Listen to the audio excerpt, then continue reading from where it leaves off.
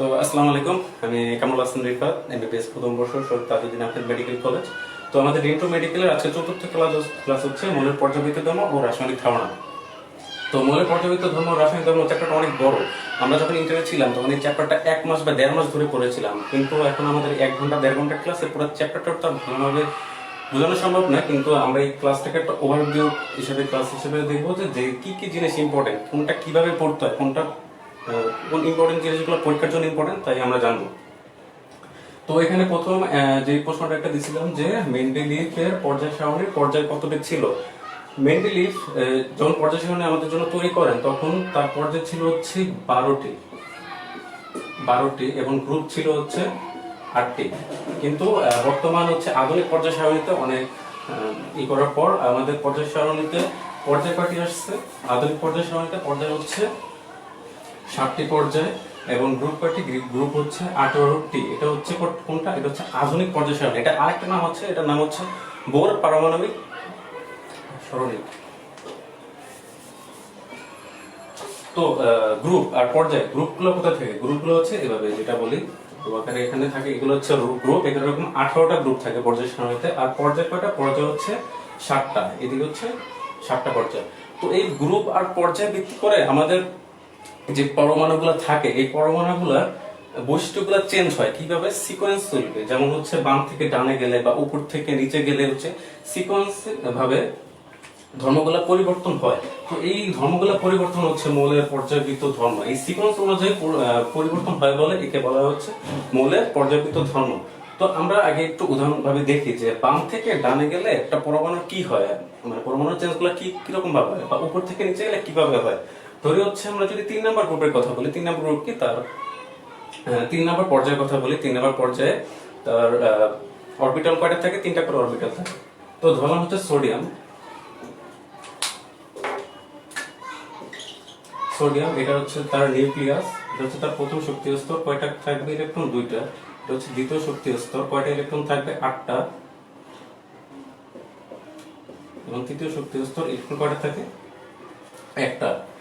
তো পরবর্তী গ্রুপে যদি আমি বাম থেকে ডানে যাই, সোডিয়ামের পর কি থাকে, সোডিয়ামের পর হচ্ছে ম্যাগনেসিয়াম। ম্যাগনেসিয়ামের ঠিক এরকমই, এখানে একটা নিউক্লিয়াস থাকে, তারপর হচ্ছে প্রথম শক্তির স্তরে 2টা ইলেকট্রন, দ্বিতীয় শক্তির স্তরে 8টা ইলেকট্রন, এবং তৃতীয় শক্তির স্তরে কয়টা ইলেকট্রন, 2টা ইলেকট্রন। তো এরকম ভাবে যত যেতে থাকবো তার শক্তি স্তর কিন্তু সেম থাকতেছে, 3টা শক্তি স্তর, এখানে 3টা শক্তি স্তর। এটা হচ্ছে তৃতীয় পর্যায়ের ক্ষেত্রে সোডিয়াম, ম্যাগনেসিয়াম, এরপর অ্যালুমিনিয়াম। তার ক্ষেত্রে ঠিক 3টা শক্তি স্তর থাকবে, কিন্তু কি হবে, তার হচ্ছে সর্বশেষ শক্তি স্তরে একটা করে ইলেকট্রন বাড়তে থাকবে। এটা হচ্ছে ঘটনা বলে যদি আমি কোনো পর্যায়ে বাম থেকে ডানে যাই। এটি ঘটনা ঠিক একটু মনে রাখবে, আমি যখন পরে কনসেপ্টটা আলোচনা করবো তখন এটা তোমাদের বুঝতে সুবিধা হবে। দেন হচ্ছে উপর থেকে যদি নিচে যায়, উপর থেকে নিচে গেলে কি হয়, ধরলাম হচ্ছে লিথিয়ামের কথা। লিথিয়াম কত নাম্বার, 2 নম্বর পর্যায়ে, প্রথম নম্বর গ্রুপ। তো লিথিয়াম যদি ধরি, এটা হচ্ছে লিথিয়ামের নিউক্লিয়াস, এটা হচ্ছে প্রথম শক্তি স্তর। প্রথম শক্তি স্তরে কয়টা, 2টা ইলেকট্রন, এবং তৃতীয় শক্তি স্তরে 1টা ইলেকট্রন। ঠিক যদি উপর থেকে নিচে যায়, নিচে গেলে কি হবে,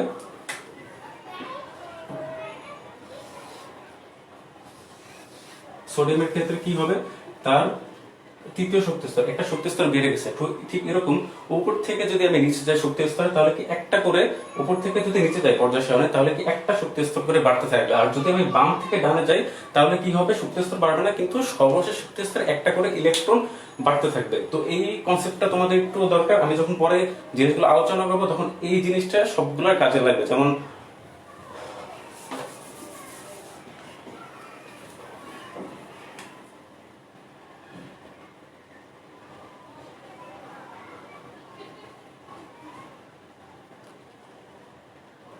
আচ্ছা, অনেকে রোটেট করতে বলছে, একটু সমস্যার জন্য সরি, যে আমাদের মোবাইলটা ট্রাইপডটা রোটেট করা যাচ্ছে না। তোমাদের মোবাইলটা বা যারা ল্যাপটপ একটু রোটেট করলে ভালো হয়। আর এতক্ষণ যা বললাম তা কি সবাই বুঝতে পারছে, বা লেখাটা কি বোঝা গেছে, আর ভয়েসটা কি শুনতে পাওয়া যাচ্ছে? একটু বললে ভালো হয়, তাহলে আমি শুরু করে দিই।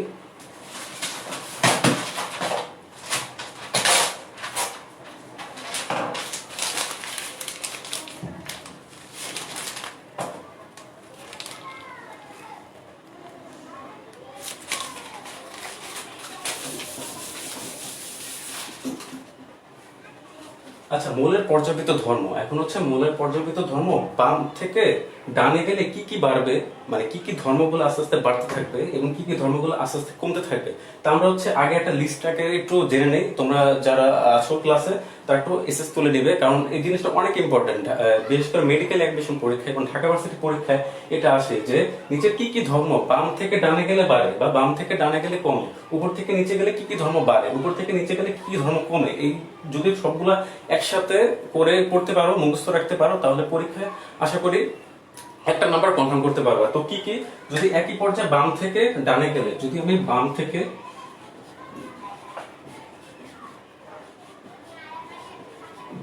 ডানে যাই, বাম থেকে ডানে গেলে কি কি পারবে?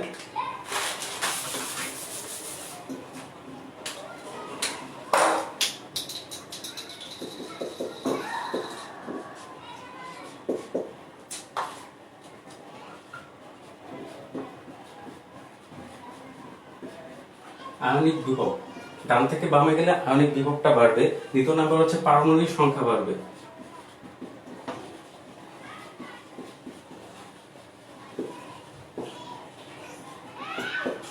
তৃতীয়ত কি পাবে? তৃতীয় হচ্ছে ইলেকট্রন,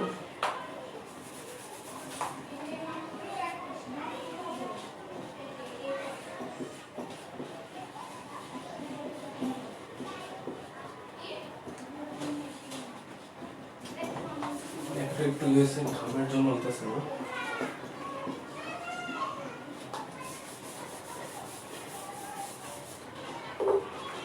আচ্ছা যাই হোক, এটার লেখাটা আমি লিখলাম না, বেশি সময় যাবে। তোমরা কি করবে, যে যদি বাম থেকে ডানে যায় তাহলে কি কি বাড়বে একটু শুনে রাখো। যে বাম থেকে যদি ডানে যায় তাহলে বাড়বে হচ্ছে নিউক্লিয়ার চার্জটা বাড়বে, তারপর হচ্ছে ইলেকট্রন আসক্তি বাড়বে। বাম থেকে যদি ডানে যায় দেন আর কি বাড়বে? আয়নিক বিভব বা আয়নিক শক্তিটা বাড়বে। দেন হচ্ছে কি যোজ্যতাটা বাড়বে, অধাতব ধর্মগুলো বাম থেকে ডানে গেলে বাড়বে এবং তড়িৎ ঋণাত্মকতা বাড়বে। এবং যদি বাম থেকে ডানে যায় তাহলে কি কি কমবে, মানে একটা পর্যায়ে বাম থেকে ডানে যায় তাহলে কমবে কি কি? তড়িৎ ধনাত্মকতা, তড়িৎ ঋণাত্মকতা কিন্তু না, তড়িৎ ধনাত্মকতা। বাম থেকে ডানে গেলে তড়িৎ ঋণাত্মকতা বাড়বে কিন্তু কমবে কোনটা? তড়িৎ ধনাত্মকতা। দেন হচ্ছে অক্সাইড সমূহের স্থিতিশীলতা এবং পারমাণবিক ব্যাসার্ধ, এগুলো আস্তে আস্তে কমতে থাকবে। এবং যদি আমি উপর থেকে নিচে যাই তাহলে কি বাড়বে? উপর থেকে যদি নিচে যাই তাহলে হচ্ছে পারমাণবিক ভর বাড়বে, পারমাণবিক ব্যাসার্ধ বাড়বে, দেন হচ্ছে তড়িৎ ধনাত্মকতা বাড়বে, পারমাণবিক সংখ্যা বাড়বে এবং হচ্ছে ধাতব ধর্ম বাড়বে। তোমরা যারা এটা একটু লিখতে পারছো না, আমি কোনো সমস্যা নেই, ক্লাস শেষে আমি পিডিএফ আকারে দিয়ে দেবো, তোমরা এইগুলা মানে যে যা বললাম এইটা লিস্ট আকারটা পেয়ে যাবে।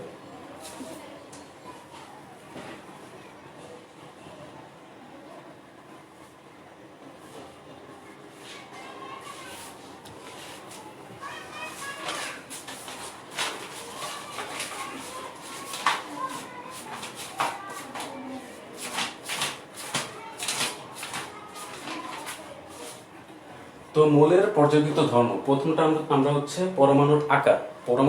পরমাণুর আকার বলতে গেলে আমাদের প্রথমে আসবে পারমাণবিক ব্যাসার্ধটা কি।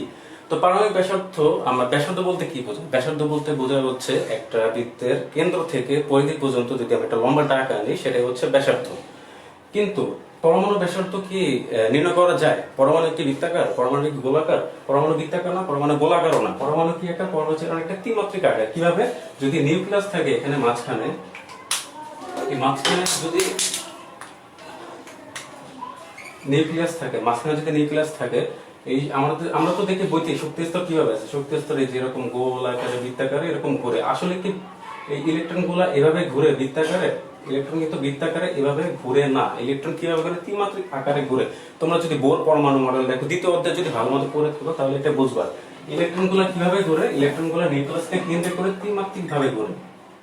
যদি একটা নিউক্লিয়াস ধরি এভাবে এভাবে এভাবে এভাবে, মানে একটা ইলেকট্রন এরকম ত্রিমাত্রিক ভাবে ঘুরতে থাকে। তো একটা ইলেকট্রন যখন এই মুহূর্তে আসে, হ্যাঁ, যখন এই মুহূর্তে যাবে তখন কি ব্যাসার্ধটা এই মুহূর্তে থাকলে তার ব্যাসার্ধ একটু, যদি এখানে থাকে তার ব্যাসার্ধ একটু, যদি এখানে থাকে তার ব্যাসার্ধ একটু। তো ব্যাসার্ধ কি কোনো একটা এখানে নির্দিষ্ট মান ব্যাসার্ধ কিন্তু চেঞ্জ হচ্ছে। তো এর জন্য তাহলে পারমাণবিক ব্যাসার্ধটা কিভাবে নির্ণয় করা যায়? পারমাণবিক ব্যাসার্ধ নির্ণয় করতে হলে দুটি নিয়ম আছে। একটা কি? একটা হচ্ছে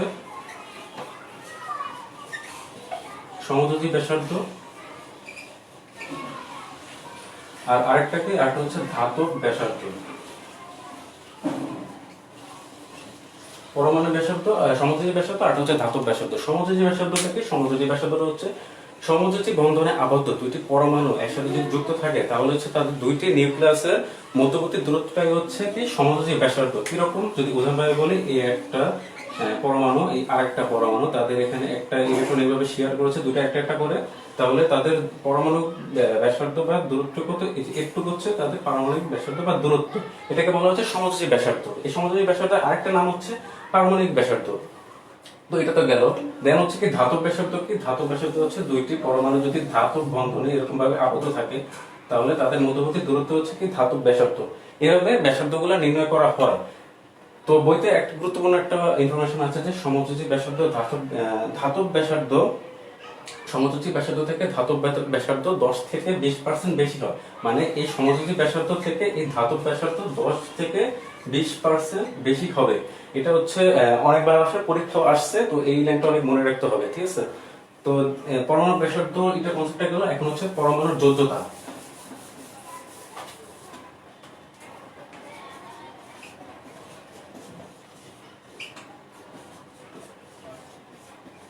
পরমাণু যোজ্যতাটা কি? পরমাণু যোজ্যতা হচ্ছে একটি মৌলের সাথে অপর একটি মৌলের সংযুক্ত হওয়ার ক্ষমতাটাকে বলা হচ্ছে পরমাণুর যোজ্যতা। এই লাইনটা অনেক মনে রাখতে হবে যে একটি পরমাণুর সাথে আরেকটি পরমাণুর একটি মৌলের সাথে অপর একটি মৌলের যুক্ত হওয়ার ক্ষমতাকে কি বলা হয়? পরমাণুর যোজ্যতা। তো পরমাণুর যোজ্যতা বলতে আমরা নরমালি বুঝি হচ্ছে তার সর্বশেষ শক্তি স্তরে যতগুলা ইলেকট্রন থাকবে তাকেই বলা হচ্ছে পরমাণু যোজ্যতা, কিন্তু এটা না। পরমাণু যোজ্যতা দুই ভাবে নির্ণয় করে। হ্যাঁ, ওইটাও ঠিক আছে যে শেষ শক্তি স্তরে যতটা ইলেকট্রন থাকে তাকে বলে পরমাণু যোজ্যতা, কিন্তু সেটা কোন ক্ষেত্রে? 1 থেকে 4 নাম্বার গ্রুপে 1 থেকে 4 নাম্বার গ্রুপের ক্ষেত্রে কি সর্বশেষ শক্তি স্তরে যতটি ইলেকট্রন থাকবে তাকে বলা হয় তার পরমাণুর যোজ্যতা। আর হচ্ছে 15 থেকে 17 নাম্বার গ্রুপে 15 থেকে 17 নাম্বার গ্রুপের ক্ষেত্রে কি হয়? 15 থেকে 17 নাম্বার গ্রুপের ক্ষেত্রে তাদের যোজ্যতা কি? 8 মাইনাস যতগুলো ইলেকট্রন থাকবে সর্বশেষ শক্তি স্তরে ততটা। যদি উদাহরণ হিসেবে বলি, উদাহরণ যদি দেই, উদাহরণ কি? সোডিয়াম যদি বলি, সোডিয়ামের যোজ্যতা কত? সোডিয়াম হচ্ছে সোডিয়ামের গ্রুপ কত? 1 নাম্বার গ্রুপ। সোডিয়ামের সর্বশেষ শক্তি স্তরে কয়টা ইলেকট্রন আছে? 1। তার মানে তার যোজ্যতা হচ্ছে 1। সোডিয়ামের যোজ্যতা হচ্ছে 1। দেন হচ্ছে যদি বলি অ্যালুমিনিয়ামের সর্বশেষ শক্তি স্তরে অ্যালুমিনিয়াম কত নাম্বার গ্রুপে? অ্যালুমিনিয়াম হচ্ছে 3 নাম্বার গ্রুপে। তো সর্বশেষ শক্তি স্তরে কয়টা ইলেকট্রন আছে? সর্বশেষ শক্তি স্তরে আছে 3টা ইলেকট্রন। তো তার যোজ্যতা হচ্ছে 3। তো এটা তো গেল 1 থেকে 4 নাম্বার গ্রুপে। এরকম যতগুলো উদাহরণ আছে এভাবে আমরা বের করব। যতগুলো সর্বশেষ শক্তি স্তরে যতগুলো ইলেকট্রন আছে ততগুলো হচ্ছে তার যোজ্যতা। এখন হচ্ছে 15 থেকে 17 নাম্বার গ্রুপের কথা যদি চিন্তা করি ক্লোরিনের সর্বশেষ শক্তি স্তরে কয়টা ইলেকট্রন? 7টা, কিন্তু তার যোজ্যতা 7 না। তার যোজ্যতা কত? 8 মাইনাস 1। সূত্র কি বলেছিলাম? 15 থেকে 17 নাম্বার গ্রুপের পরমাণুগুলোর যোজ্যতা হবে 8 মাইনাস তার সর্বশেষ শক্তি স্তরে যতগুলো ইলেকট্রন আছে ততটা। ক্লোরিনের যেরকম এখানে কত আছে? ক্লোরিনের যোজ্যতা হচ্ছে 1। তারপর আবার ফ্লোরিনের যদি বলি, ফ্লোরিনের সর্বশেষ শক্তি স্তরে কয়টা ইলেকট্রন আছে? 7টা। তো তার যোজ্যতা হচ্ছে 1। তারপর হচ্ছে যদি ফসফরাসের বলি, ফসফরাসের কত সর্বশেষ শক্তি স্তরে? 5টা। তার পারমাণবিক সংখ্যা কত? 15। তো সর্বশেষ শক্তি স্তর আছে 5টা। তো কিভাবে করব? 8 মাইনাস 5 ইকুয়াল টু কত? 3। তার যোজ্যতা হচ্ছে 3। তো বিষয়টা তোমরা আশা করি বুঝতে পারছো।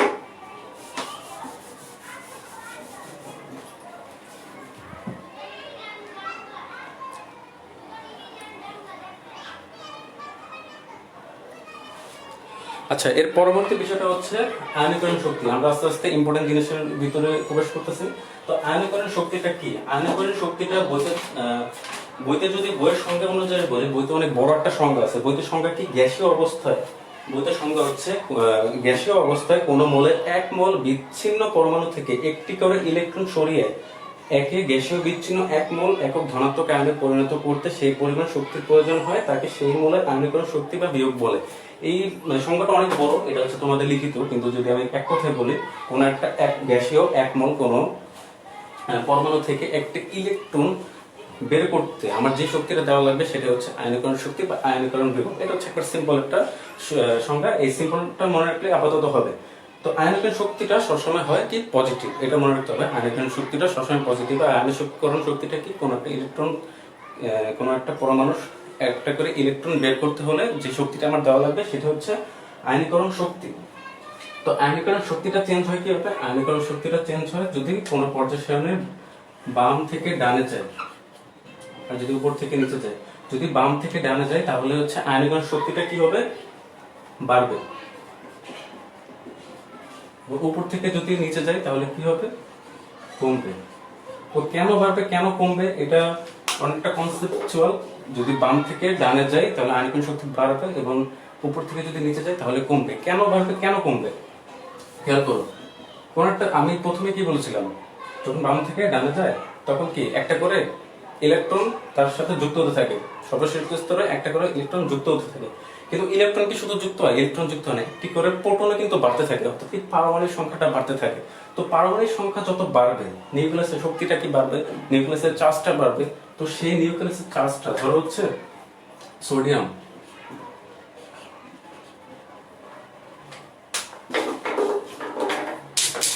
ধরো হচ্ছে সোডিয়াম। সোডিয়ামের এখানে সবাই সোডিয়ামের পারমাণবিক সংখ্যা কত? 11।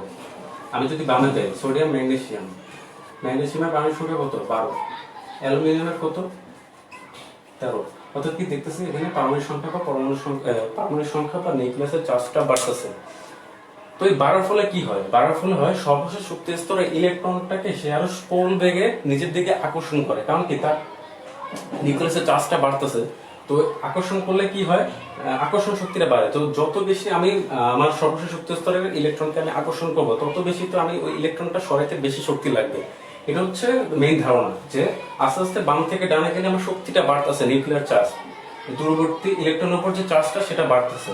তো যদি শক্তিটা বাড়ে তাহলে কি ওই ইলেকট্রনটাকে সরাতে আমার বেশি কষ্ট লাগবে। বেশি কষ্ট লাগবে মানে কি বেশি শক্তিটা লাগবে, এজন্যই বাম থেকে ডানে গেলে আয়নীকরণ শক্তিটা বাড়ে।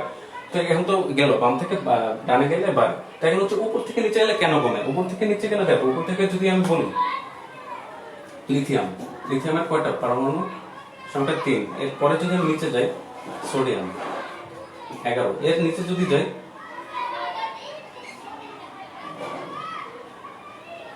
পটাশিয়াম 19। তো লিথিয়াম, সোডিয়াম, পটাশিয়াম। এখানে দেখো এখানে শক্তি স্তর লিথিয়ামের কয়টা? লিথিয়ামের শক্তি স্তর 2টা। সোডিয়ামের শক্তি স্তর কয়টা? 3টা। পটাশিয়ামের শক্তি স্তর কয়টা? 4টা। অর্থাৎ কি এখানে শক্তি স্তরটা বাড়তেছে, অর্থাৎ কি ইলেকট্রন আরো দূর থেকে দূরে চলে যেতেছে, সর্বশেষ শক্তি স্তরে ইলেকট্রনটা আরো দূর থেকে দূরে চলে যাচ্ছে। তো এখানে আরেকটা প্রশ্ন আসতে পারে যে দূরে চলে গেল তার মানে আমার আকর্ষণটা আমার কমে গেছে, কিন্তু এখানে তো আমার পারমাণবিক সংখ্যাও বাড়তেছে।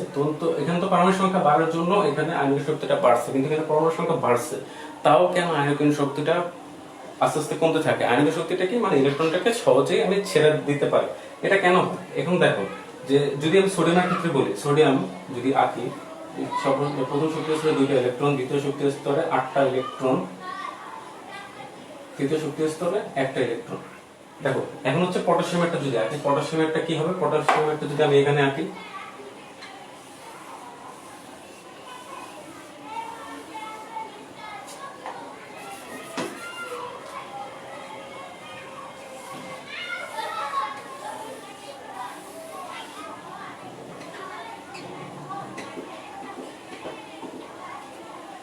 দেখো সোডিয়ামের হচ্ছে এখানে 3টা শক্তির স্তর, বাট পটাশিয়ামের কয়টা? পটাশিয়ামের হচ্ছে 4টা শক্তির স্তর।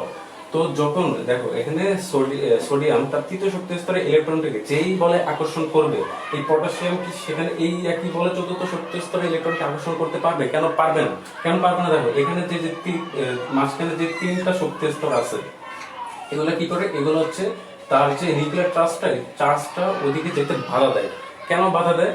কারণ কি আমরা জানি ইলেকট্রনটা তো এক জায়গায় স্থির থাকে না, ইলেকট্রনটা এরকম ঘুরতে থাকে। তো ঘুরতে গেলে তার কি একটা তাদের একটা প্রভাব বিস্তার করে, বা একটা ম্যাগ, যদি ইলেকট্রন ম্যাগ বলি, তাদের চারদিকে একটা প্রভাব বিস্তার করে থাকে। তো এই প্রভাবগুলা সে সর্বশেষ শক্তি স্তরের দিকে যাইতে দেয় না। কি যেতে দেয় না? এই নিউক্লিয়ার চার্জটাকে বা শক্তিটাকে যাইতে দেয় না। কিন্তু যত ছোট হবে তত কি সবার শক্তি স্তরে ইলেকট্রনটাকে সে আকর্ষণ করতে পারবে। যত আস্তে আস্তে শক্তি স্তরগুলো বাড়তে থাকবে তত নিউক্লিয়ার চার্জটা আস্তে আস্তে কমে থাকবে। তো নিউক্লিয়ার চার্জ যদি কমে তাহলে কি ইলেকট্রনটাকে সহজেই বের করে দিতে পারবে। আর ইলেকট্রনকে আমি চাইলে কম শক্তিতে আনতে পারবো। এই জন্য কি উপরে থেকে নিচে আয়নিকরণ শক্তিটা কমে। তো একটু কি বুঝতে পারছো? একটু কমেন্ট করে জানালে ভালো হয়, বা আমাদের কথাগুলো কি বোঝা যাচ্ছে কিনা, আর লেখাটা কি বোঝা যাচ্ছে কিনা।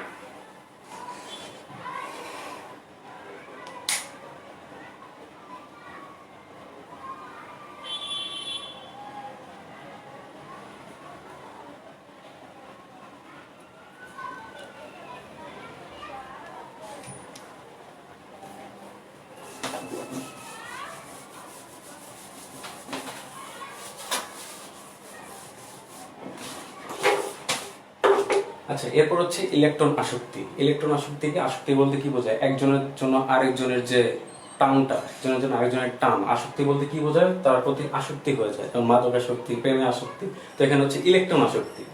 ইলেকট্রন আসক্তিটা কি? ইলেকট্রনের প্রতি আসক্তি। তো এখানে সংখ্যাটা বলতে অনেক বড় সংখ্যা আছে, সংখ্যাটা আমি যাবো না। ইলেকট্রন আসক্তি কি?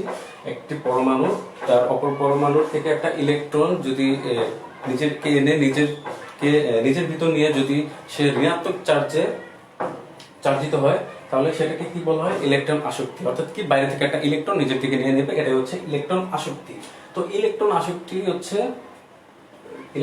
চেঞ্জটা কিভাবে হয়? যদি আমি বাম থেকে ডানে যাই পর্যায় সারণী, তাহলে বাড়বে, এবং যদি উপর থেকে নিচে যাই তাহলে কি? কমবে। তো এটা ঠিক ওই আয়নীকরণ শক্তির মতো। কেন বাড়বে, কেন কমবে? তো কেন বাড়বে বলো? কারণ হচ্ছে, দেখো এখানে হচ্ছে ইলেকট্রন আসক্তিটা কেন কমবে? কারণ দেখো এখানে হচ্ছে কি, আস্তে আস্তে ইলেকট্রনটা ছোট হচ্ছে, বাম থেকে ডানে গেলে তার পরমাণুটা আস্তে আস্তে ছোট হয়। তো পরমাণুটা ছোট হলে কি হয়? তার সর্বশেষ শক্তি স্তরে ইলেকট্রনের প্রতি তার আকর্ষণটা আস্তে আস্তে বাড়তে থাকে, যেটা আমি প্রথমে বলেছিলাম যে আয়নিক শক্তির ক্ষেত্রে। তো আকর্ষণটা যদি বাড়তে থাকে,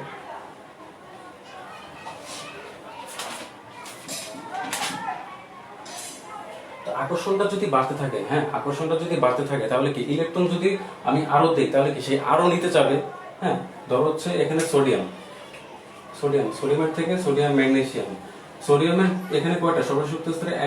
একটা ইলেকট্রন থাকে। ম্যাগনেসিয়ামের সর্বশেষ শক্তি স্তরে দুইটা ইলেকট্রন, কিন্তু এখানে তার পরমাণুর সংখ্যা কত? 12। এখানে হচ্ছে 11। তো এখানে 12, এখানে তার নিউক্লিয়ার চার্জটা কি? 11 থেকে 12 নিউক্লিয়ার চার্জটা অবশ্যই বড় হবে। তো নিউক্লিয়ার চার্জ যদি বড় হয়, তার মানে কি, তার ইলেকট্রনের প্রতি আসক্তিটা আরো বেশি, মানে সে বেশি শক্তিতে নিউক্লিয়ার শক্তিটা দিতে পারবে। তো এই জন্য কি, বাম থেকে ডানে গেলে আস্তে আস্তে বাড়বে। ঠিক উপরে কারণে হচ্ছে, উপরে হচ্ছে আবার কমবে। উপর থেকে যদি নিচে যায়, কেন কমবে? ঠিক আয়নিকের শক্তির কনসেপ্টটা যদি এখানে কাজে লাগে, আস্তে আস্তে কি শক্তি স্তরটা বাড়তে থাকে। তো শক্তি স্তরটা বাড়লে কি হয়? শক্তি স্তরটা বাড়লে নিউক্লিয়ার চার্জটা অত দূর যেতে পারে না। তো তোমরা যদি এটা মনে রাখার জন্য একটা চুম্বক থিওরি যদি মনে রাখতে পারো, একটা চুম্বক, গোলাকার একটা চুম্বক, হ্যাঁ, চুম্বক। তো চুম্বকের যদি পাশে অনেকগুলো পিন রাখো, অনেকগুলো যদি পিন রাখো, তাহলে কি সবগুলোকে আকর্ষণ করবে না? চুম্বককে পিন, স্টিল বা লোহার যে পিন গুলো, সেগুলোকে আকর্ষণ করে। কাছাকাছি অনেকগুলো পিন যদি রাখো, সে আকর্ষণ করবে। যদি একটা চুম্বক তুমি এখানে রাখো, আর যদি দূরে একটা পিন রাখো, এখানে অনেকগুলো পিন রাখছি, এখানে আমি একটা পিন রাখছি, ওকে কি আকর্ষণ করবে? করবে না। তারা কখনো করবে না। তো এটা যে এই ইলেকট্রন আসক্তি, এগুলো হচ্ছে দূরত্বের উপর অনেকটা দূরত্ব কাজে দেয়। যে পরমাণু থেকে যত দূরে ইলেকট্রনটা থাকবে, তার প্রতি তার শক্তিটা কমবে, যত কাছে থাকবে তার প্রতি শক্তিটা বাড়বে। তো এই ইলেকট্রন আসক্তি আস্তে আস্তে বাড়তে থাকে, বাম থেকে ডানে গেলে আস্তে আস্তে বাড়ে। কোন পর্যন্ত বাড়ে? 17 নম্বর গ্রুপ পর্যন্ত বাড়ে, কিন্তু 18 নম্বর গ্রুপ পর্যন্ত বাড়ে না। কেন বাড়ে না? কারণ কি, তার 18 নম্বর গ্রুপের সর্বশক্তি স্তর হচ্ছে অষ্টক কোণ। তার মানে তার জায়গা, তো ইলেকট্রন আর জায়গা নেই, সেই ইলেকট্রন কোথায় নেবে? এই জন্য তার ইলেকট্রন আসক্তি শূন্য। যদি আমি এই লেখচিত্র আকারে দেখাই, এখানে যদি দেই যে পারমাণবিক সংখ্যা, আর উপরে যদি দেই ইলেকট্রন আসক্তি,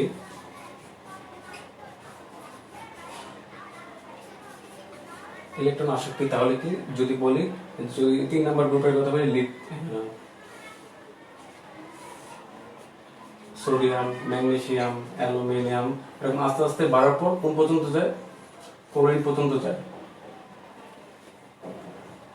কিন্তু ঠিক আস্তে আস্তে এখানে যায়, আর্গনে যায়, এসে এখানে ইলেকট্রন আসক্তিটা জিরো হয়ে যায়। কেন জিরো হয়ে যায়? যেমন sodium, magnesium, aluminium, silicon, phosphorus, sulphur, chlorine পর্যন্ত ইলেকট্রন আসক্তি আস্তে আস্তে বাড়তে থাকে। বাড়ার পর ঠিক আর্গনে যায়, ইলেকট্রন আসক্তিটা কমে যায়। কারণ কি, সেটা চষ্টকপূর্ণ। ঠিক এরকম প্রত্যেকটা গ্রুপে বাম থেকে যদি ডানে যায়, ইলেকট্রন আসক্তিটা এরকম ঊর্ধ্ব হারে বাড়তে থাকবে। ঠিক 17 নম্বর গ্রুপে এসে যায়, এরকম যে কমে যাবে। 18 নম্বর গ্রুপে ইলেকট্রন আসক্তিটা কমে যাবে।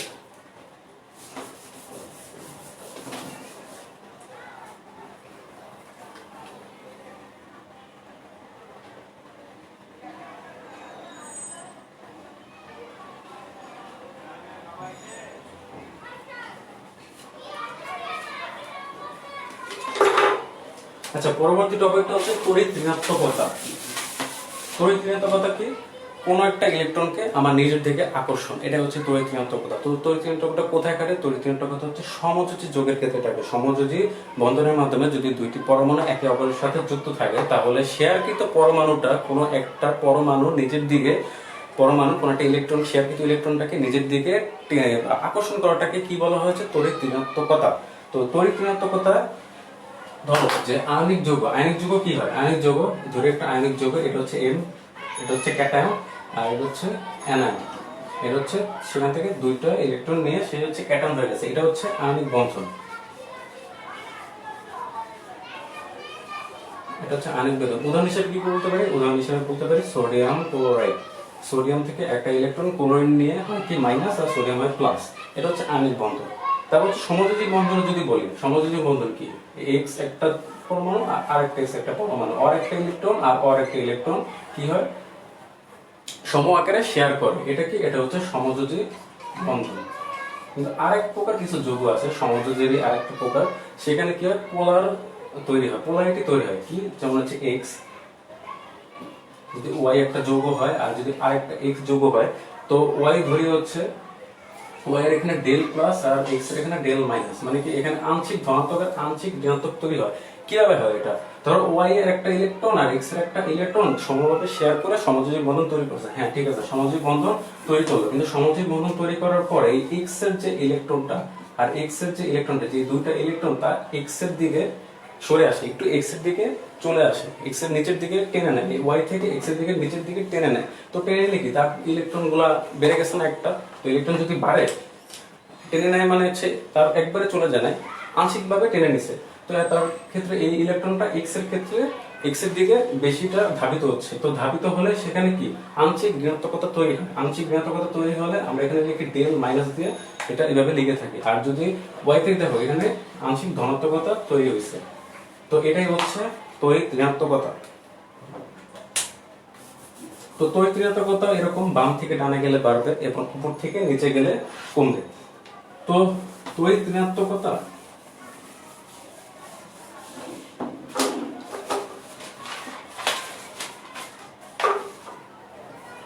তো তড়িৎ ঋণাত্মক হলো। এখন হচ্ছে আমরা নেক্সট টপিকটা হচ্ছে উভধর্মী অক্সাইড। অক্সাইড কি? অক্সিজেন যুক্ত কোনো যৌগকে বলতে পারি আমরা হচ্ছে অক্সাইড, এটা নরমালি বলতে পারি। তো অক্সাইড হচ্ছে কয়েক প্রকার হয়, যেমন হচ্ছে ধাতব অক্সাইড হয়, অধাতব অক্সাইড হয়, তারপর হচ্ছে উভধর্মী অক্সাইড হয়, নিরপেক্ষ অক্সাইড হয়। তো এই অক্সাইডগুলো আমরা পরীক্ষা অনেক আসে যে কোনটা কি অক্সাইড, উভধর্মী অক্সাইড না কোনটা হচ্ছে অধাতব অক্সাইড। তো সবসময় এটা মনে রাখতে হবে হচ্ছে ধাতব অক্সাইড, যতগুলো ধাতুর সাথে যদি অক্সিজেন যুক্ত থাকে তাদের আমরা বলি হচ্ছে ধাতব অক্সাইড। এই ধাতব অক্সাইড সবসময় কি হবে? ক্ষারীয় হবে। ধাতব অক্সাইড সবসময় হবে ক্ষারীয়।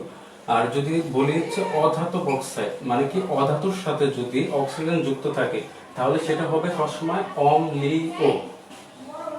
অম্লীয় মানে কি ধাতব অক্সাইড ক্ষারীয় আর অধাতব অক্সাইড অম্লীয়, মানে কিছু অক্সাইড ক্ষারীয় কিছু অক্সাইড অম্লীয়, এটা তো বোঝা গেছে। এই জিনিসটা সবসময় মাথায় রাখবা। কিন্তু কিছু অক্সাইড আছে যেগুলো উভধর্মী হিসেবে কাজ করে, উভধর্মী অক্সাইড। তো উভধর্মী অক্সাইড কি? এটা পরীক্ষা অনেক আসে, এবার মেডিকেলও মেবি এটা আসছে যে উভধর্মী অক্সাইড কোনটা। তো এটা মনে রাখার জন্য একটা মেনোমিক বা ছন্দ মনে রাখতে পারো, উভধর্মী অক্সাইড কি? উভধর্মী অক্সাইড মনে রাখার জন্য এটা মনে রাখতে পারো যে জেনে এলাম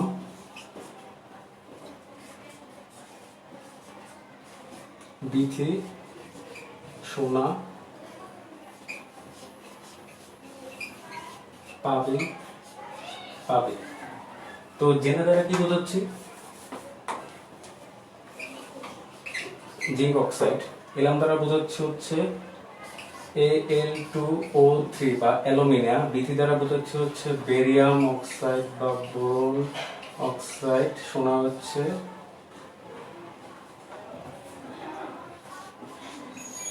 SnO2, পাবি হচ্ছে PbO এবং হচ্ছে আর পাবে হচ্ছে PbO2। তো মেনোমেকটা অনেকটা হাস্যকর যে জেনে এলাম বিথি সোনা পাবে। এটা কি? এগুলো হচ্ছে উভধর্মী অক্সাইড মনে রাখার ছন্দ। কি? জেনে দ্বারা আমরা বোঝাচ্ছি হচ্ছে জিঙ্ক অক্সাইড, অ্যালুমিনিয়াম হচ্ছে অ্যালুমিনা, বিথি দ্বারা বোঝাচ্ছে বেরিয়াম অক্সাইড বেরিয়াম অক্সাইড। আরটা হচ্ছে B2O3, তাহলে সোনা হচ্ছে SnO2 পাবে বলতে হচ্ছে পিপিও, এবং পাবে দিয়ে হচ্ছে পিপিও2। এই ছন্দের মাধ্যমে তোমরা হচ্ছে উভয়ধর্মী অক্সাইড মানে কি একই সাথে ক্ষারীয় একই সাথে অম্লীয় দুইটা হিসেবেই কাজ করতে পারে। তো এটা এসে তোমরা এভাবে মনে রাখতে পারো যে এটা কিন্তু পরীক্ষার জন্য অনেক ইম্পর্টেন্ট, বিশেষ করে মেডিকেল এবং ঢাকা ভার্সিটি পরীক্ষায় উভয়ধর্মী অক্সাইড কি কি, নিচের কোনটি উভয়ধর্মী অক্সাইড তা আসতে পারে। তো এখন হচ্ছে নিরপেক্ষ অক্সাইড। তো তোমরা নিরপেক্ষ অক্সাইডের কমেন্ট বক্সে নিরপেক্ষ অক্সাইড কি কি দু একটা উদাহরণ দিতে দাও তো পারলে। নিরপেক্ষ অক্সাইড কি, মানে নিরপেক্ষ অক্সাইড কোনগুলো একটু উদাহরণ দাও।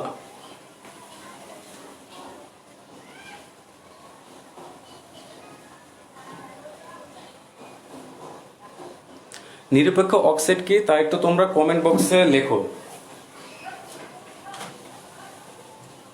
নিরপেক্ষ অক্সাইডের কয়েকটি উদাহরণ দাও।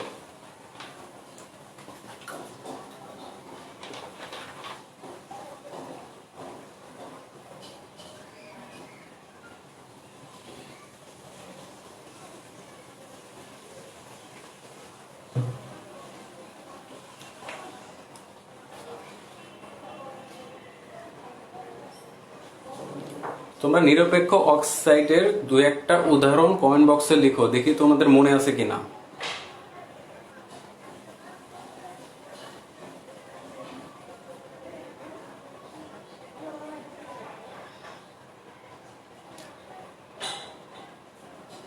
হ্যাঁ, জান্নাতুন নাইম টিনটুয়া বলেছে হ্যাঁ N2O, ঠিক আছে। হ্যাঁ, অ্যালুমিনা হবে না।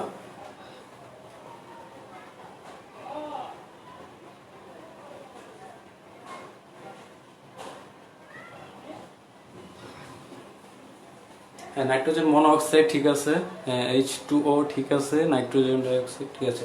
আচ্ছা, তো নিরপেক্ষ অক্সাইড কি কি? নিরপেক্ষ অক্সাইড তিনটা, কার্বন মনোঅক্সাইড, N2O এবং নাইট্রোজেন মনোঅক্সাইড। এই তিনটা হচ্ছে নিরপেক্ষ অক্সাইড, মানে এরা অম্লীয় না ক্ষারীয় না, এরা হচ্ছে নিরপেক্ষ, সে কোথাও কোনো ঝামেলা থাকে না, এর জন্য তাকে বলা হচ্ছে নিরপেক্ষ অক্সাইড। কি? কার্বন মনোঅক্সাইড, N2O এবং নাইট্রোজেন মনোঅক্সাইড। তো এখন হচ্ছে একটা গুরুত্বপূর্ণ অংশ নিয়ে কথা বলবো। গুরুত্বপূর্ণ অংশটা কি, সেটা পরীক্ষায় অনেকবার আসে, কি অষ্টক তত্ত্ব।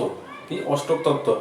আস্তে আস্তে কিন্তু অনেক ইম্পর্টেন্ট জিনিসগুলো আসছে। অষ্টক তত্ত্ব পড়াবো, মুক্তচর ইলেকট্রন পড়াবো, দেন হচ্ছে ফাজানের নীতি পড়াবো বা বাজানের নীতি, দেন হচ্ছে আমাদের সংকরায়ন। এই চারটা জিনিস টপিক বাকি আছে, তোমরা একটু ধৈর্য ধরে ক্লাসটা করো। তো অষ্টক তত্ত্বটা কি?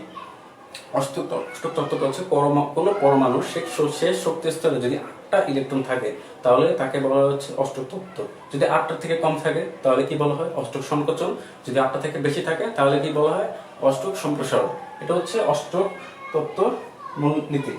তো এখন আমরা অষ্টক তত্ত্ব কিভাবে বের করি? অষ্টক তত্ত্ব কিন্তু অনেকে আমরা বের করতে পারি না। কি করি?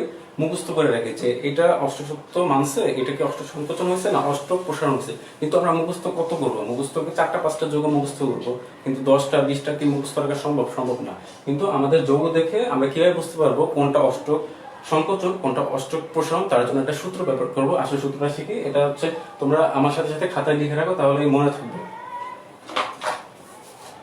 তো অষ্টক তত্ত্ব মেনে রাখার জন্য যদি সর্বশক্তি স্তরে আমার ইলেকট্রন সংখ্যা বের করতে হবে। সর্বশক্তি স্তরে ইলেকট্রন সংখ্যা বের করতে পারলেই তো আমরা বুঝে যাই সেটা কি অষ্টক সংকোচন হয়েছে, অষ্টক প্রসারণ হয়েছে, নাকি অষ্টক তত্ত্ব মেনে চলে, বা মানে কি 8টা ইলেকট্রন আছে। তো এটার জন্য একটা সূত্র মনে রাখতে হবে। সূত্রটা কি? সর্বশক্তি স্তরের ইলেকট্রন সংখ্যা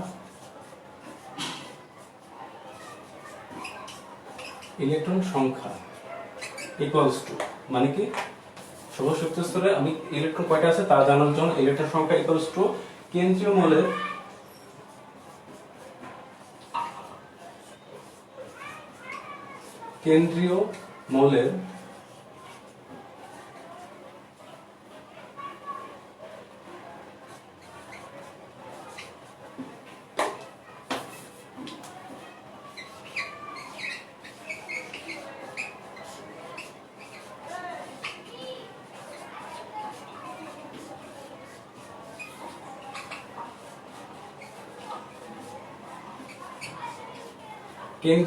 শেষ কক্ষপথের ইলেকট্রন সংখ্যা কোন একটা যৌগের অষ্টক তত্ত্ব মানছে কিনা তা জানার জন্য আমরা এই সূত্রটা ব্যবহার করব যে ইলেকট্রন সংখ্যা ইকুয়ালস টু কেন্দ্রীয় মৌলের, কেন্দ্রে যে মৌলটা থাকবে তার শেষ কক্ষপথের ইলেকট্রন সংখ্যা প্লাস কি অপর যে মৌলটা থাকবে অপর মৌলের যোজনী ইনটু তার পরমাণু সংখ্যা মানে কতটি পরমাণু যুক্ত থাকবে সেই কটার সংখ্যা।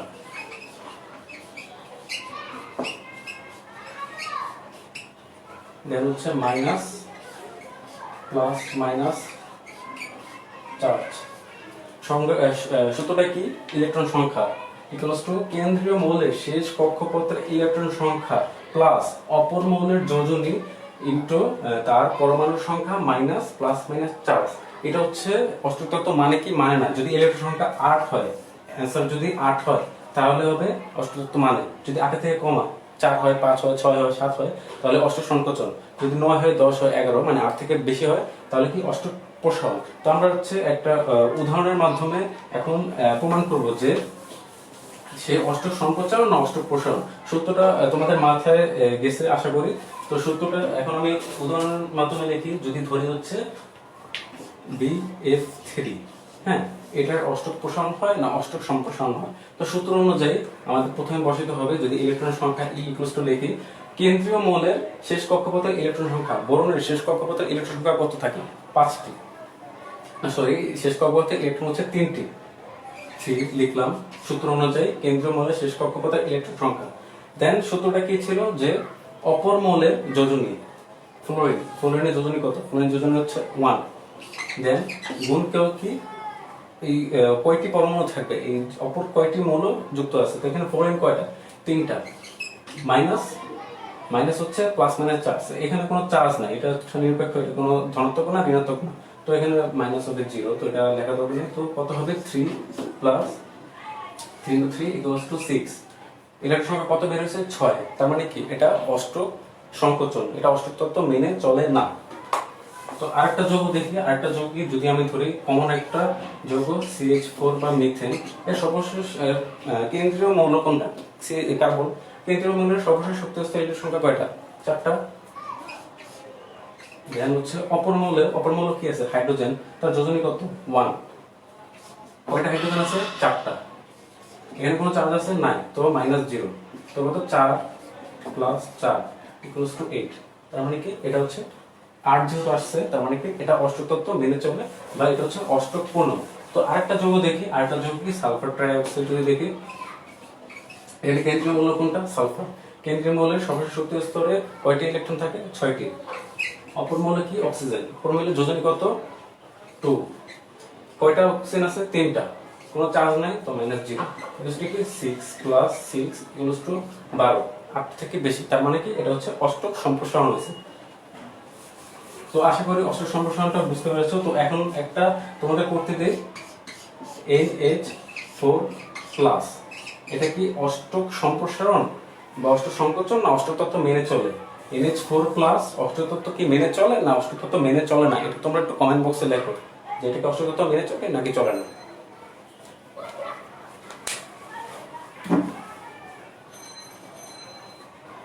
তোমরা NH4+ এর অষ্টক তত্ত্ব কি মেনে চলে নাকি মেনে চলে না তা একটু কমেন্ট বক্সে জানাও, দেখি তোমরা ক্লাসে কি অ্যাটেন্ডেড আসো কিনা।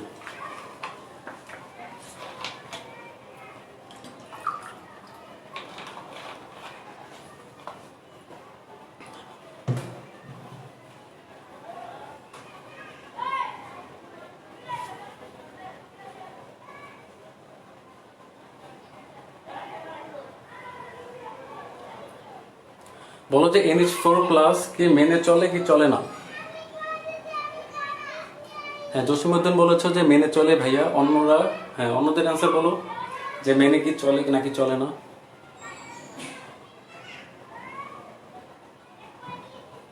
মুশফিকুর রহমান বলেছে সংকোচন। অন্যরা অ্যান্সার গুলো বলো একটু, তাহলে বুঝতে পারবো তোমরা সূত্রটা বুঝেছো। সূত্রটা ইম্পর্টেন্ট কিন্তু ঢাকা ভার্সিটি পরীক্ষা এটা অনেক আসে।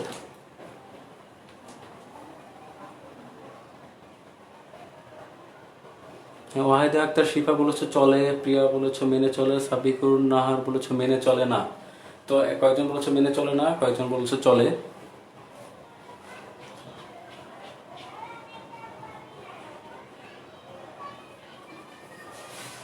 আচ্ছা, অনেকে বলেছে মেনে চলে না, অনেকে বলেছে চলে। তো আমরা আগে দেখি এটা চলে কি চলে না।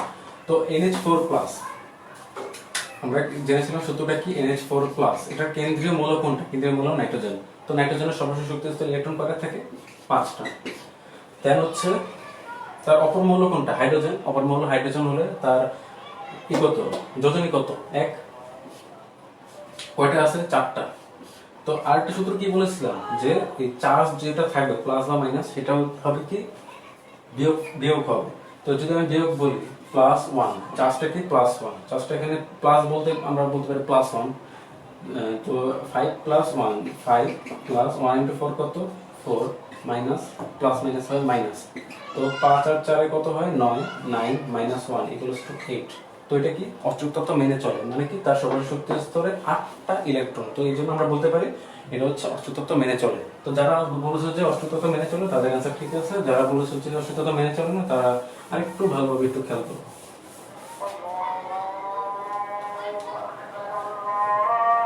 তো আমাদের এখানে আজান দিছে, আমি একটু 1 মিনিট একটু গ্যাপ নেই। আজান দিয়েছে হয়তো।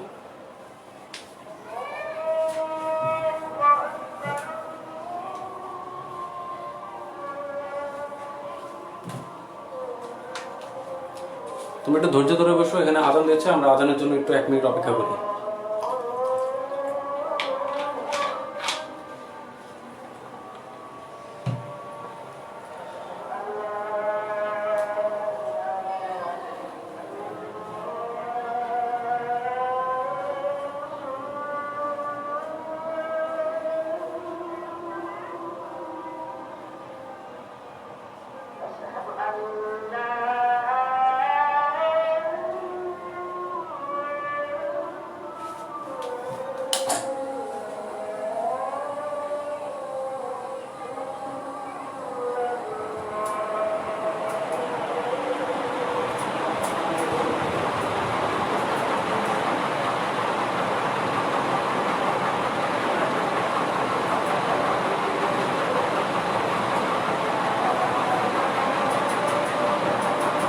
তুমি একটু ধৈর্য ধরে বসো, আজানটা শেষ হোক, তাহলে আবার আমরা শুরু করবো লেখা পড়াটা।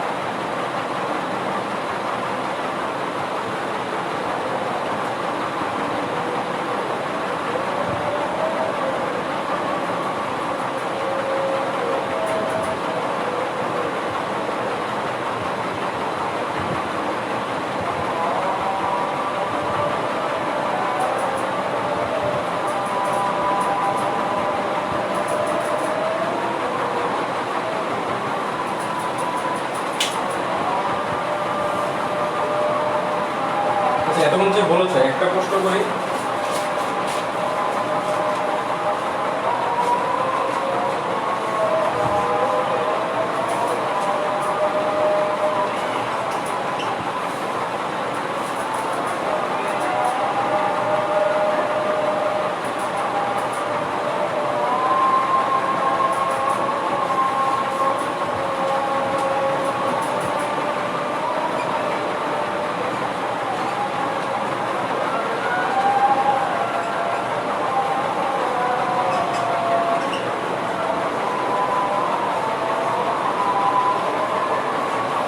এই প্রশ্নটা অ্যান্সার দিই যে অক্সিজেন ও মাইনাস এর ইলেকট্রন আসক্তি ধনাত্মক কেন? আমরা জানি ইলেকট্রন আসক্তি সবসময় ঋণাত্মক হয়, কিন্তু অক্সিজেন 2 এর ক্ষেত্রে ইলেকট্রন আসক্তি কেন ধনাত্মক হয়? এটা একটা উচ্চতর দক্ষতামূলক প্রশ্ন, দেখি তোমরা পারো কিনা, 1-2 লাইনের মধ্যে বলতে পারো কিনা যে অক্সিজেন 2 এর ইলেকট্রন আসক্তি ধনাত্মক কেন? PDF ক্লাস শেষে দেওয়া হবে। তোমরা বোর্ডের যে প্রশ্নটা আছে, প্রশ্নটা আশা করি তোমরা বুঝতে পারছো। একটু অ্যান্সার দেওয়ার চেষ্টা করো যে অক্সিজেন 2 এর ইলেকট্রন আসক্তি কেন ধনাত্মক।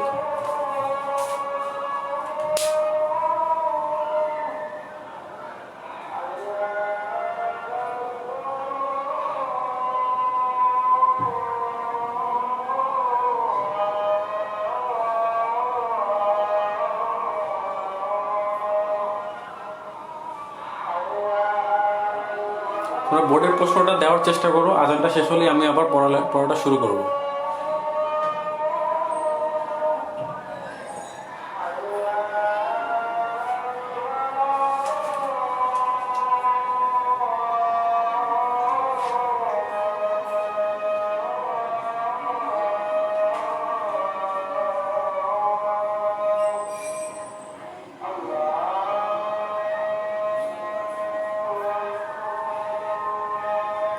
বোর্ডের প্রশ্নটা কি কেউ অ্যান্সার করতে পারবো না?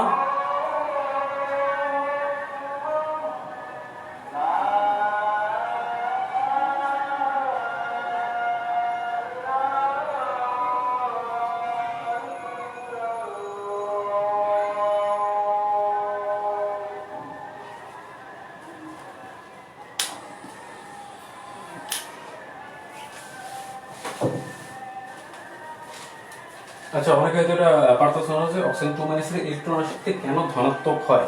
তো এটা কিভাবে বের করব? অক্সিজেন ইলেকট্রন আসক্তি আসলে কিন্তু ঋণাত্মক, কিন্তু এর ক্ষেত্রে কেন ধনাত্মক? আমরা জানি অক্সিজেন থেকে যদি আমি যদি একটা ইলেকট্রন যদি যোগ করি তাহলে কি হবে? Oxygen minus. তো এটা হচ্ছে প্রথম ইলেকট্রন আসক্তি। তো প্রথম ইলেকট্রন আসক্তি ডেল এইচ কত হবে? ডেল এইচ ইকুয়ালস টু হবে মাইনাস 141 কিলো জুল পার মোল। হ্যাঁ, এটা হচ্ছে তার প্রথম ইলেকট্রন আসক্তি। তো দ্বিতীয় ইলেকট্রন আসক্তি কি? এই ও অক্সিজেন মাইনাস থেকে যদি আমি আরেকটা ইলেকট্রন প্রবেশ করাই তাহলে ডেল এইচ এর মান কত হবে? এখানে 2 মাইনাস হবে। তো ডেল এইচ এর মান কত হবে? ডেল এইচ এর মান হবে হচ্ছে প্লাস 798 কিলো জুল পার মোল। তো দুটো যদি আমি যোগ করলে কত হয়? যোগ করলে হবে প্লাস 657 কিলো জুল পার মোল। অর্থাৎ কি তার প্রথম ইলেকট্রন আসক্তি কিন্তু ঋণাত্মক, কিন্তু দ্বিতীয় ইলেকট্রন আসক্তি হচ্ছে কি ধনাত্মক। কেন কি? কারণ হচ্ছে তার একটা ইলেকট্রন গেলে আরেকটা ইলেকট্রনকে সে দিতে পারে না, কারণ কি একটা পরমাণুর সাথে সেখানে অন্যান্য পরমাণু ওই আগত এই পরমাণুটাকে বিকর্ষণ করা শুরু করে। এজন্য কি দিতে হলে আরো বেশি শক্তি প্রয়োগ করে দিতে হয়, সহজে যায় না। এজন্য কি এটা হচ্ছে প্লাস। তো দুটার সাথে যোগ করলে হয় 657 কিলো জুল পার মোল। তো এই জন্য আমরা বলতে পারি অক্সিজেন 2 এর তড়িৎ ঋণাত্মকতা ইলেকট্রন আসক্তি ধনাত্মক হয়।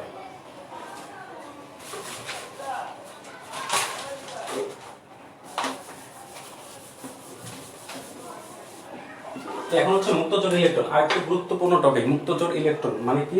কোন একটা যৌগের মুক্তচর ইলেকট্রন কয়টি, কয় জোড়া মুক্তচর ইলেকট্রন আছে তা আমরা কিভাবে বের করব? এটাও আমরা অনেকে মুখস্থ করি বা আন্দাজের উপর ঢিল মেরে দিই, কিন্তু এটা হচ্ছে আমাদের বের করার একটা সূত্র আছে। সূত্রটা আমি লিখে দিচ্ছি, তোমরা অ্যাটেন্টিভলি একটু দেখার চেষ্টা করো যে মুক্তচর ইলেকট্রন সংখ্যা কিভাবে বের করব। যে মুক্তচর ইলেকট্রন ধরি আমি ই, তাহলে কি কেন্দ্রীয় মৌলের আগের সূত্রের সাথে অনেকটা মিল আছে। কেন্দ্রীয় মৌলের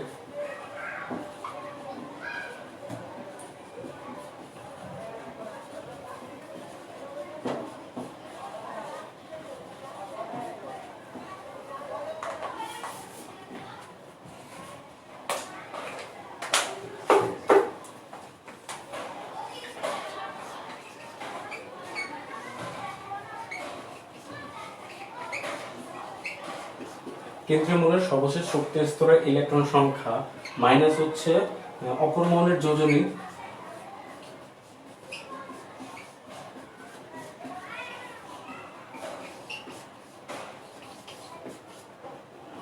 ইনটু পরমাণুর সংখ্যা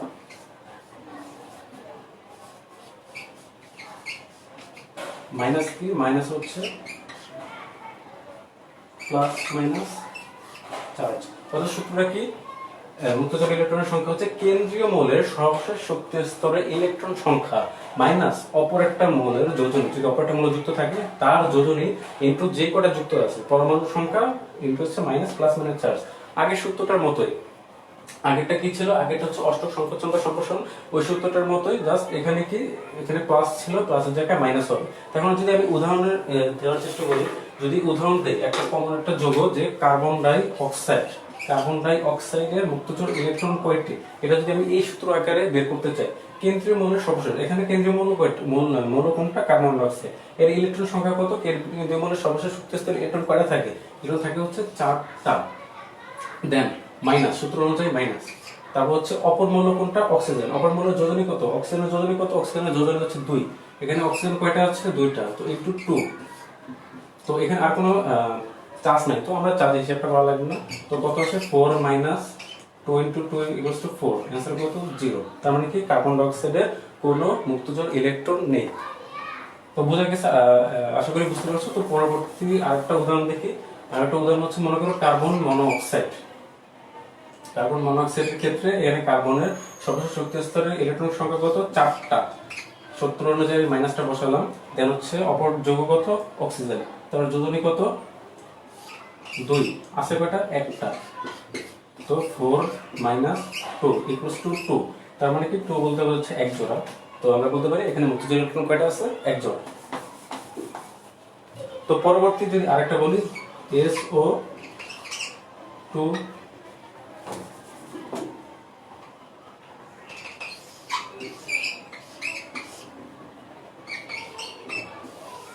এর মুক্তজোড় ইলেকট্রন কয়টা একটু বের করো তো। SO4 2- সালফেট আয়নের মুক্তজোড় ইলেকট্রন আছে কি নেই বা কয়টা আছে তা তোমরা দেখে বের করতে পারো কিনা কমেন্ট বক্সে জানাও। এই সূত্র ইউজ করে সালফেট আয়নের মুক্তজোড় ইলেকট্রন বের করতে পারো কিনা দেখি।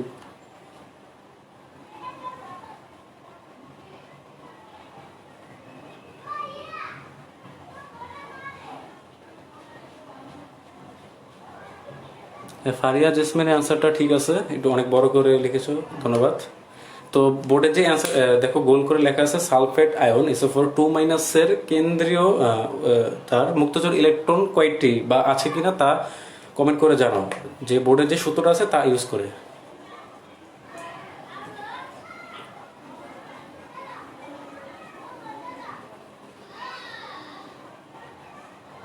অঞ্জয় বড়ুয়া লিখেছে 16। ভাইয়া না 16 তো অনেকগুলো, এতগুলো হবে না, আবার ট্রাই করো যে তার কোনো মুক্তজোড় ইলেকট্রন আছে কি না।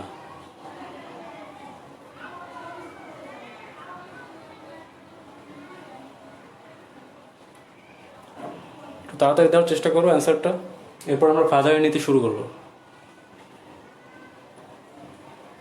প্রিয়া বলেছ নেই, জেরিন তাসনিম বলেছ নেই।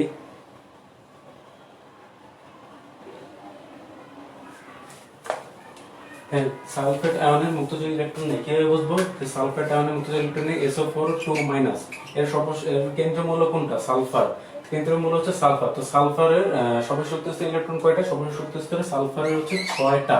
দেন হচ্ছে আমি সূত্র অনুযায়ী বিয়োগটা মাইনাস বসালাম। দেন হচ্ছে অপর মৌল অক্সিজেন, অক্সিজেনের যোজনী কত, অক্সিজেনের যোজনী হচ্ছে 2, কয়টা আছে 4টা।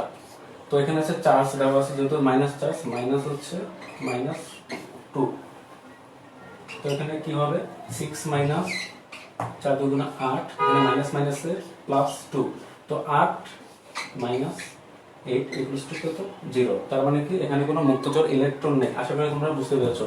তো এই সূত্রটার মাধ্যমে তোমরা কি বের করতে পারবে যে কোনো একটা যৌগের মুক্তজোড় ইলেকট্রন আছে কি নেই তা তোমরা জানতে পারবে। এই মুক্তজোড় ইলেকট্রনের কনসেপ্টটা তোমাদের জৈব যৌগতে অনেক কাজে লাগে, যে মুক্তজোড় ইলেকট্রনটা।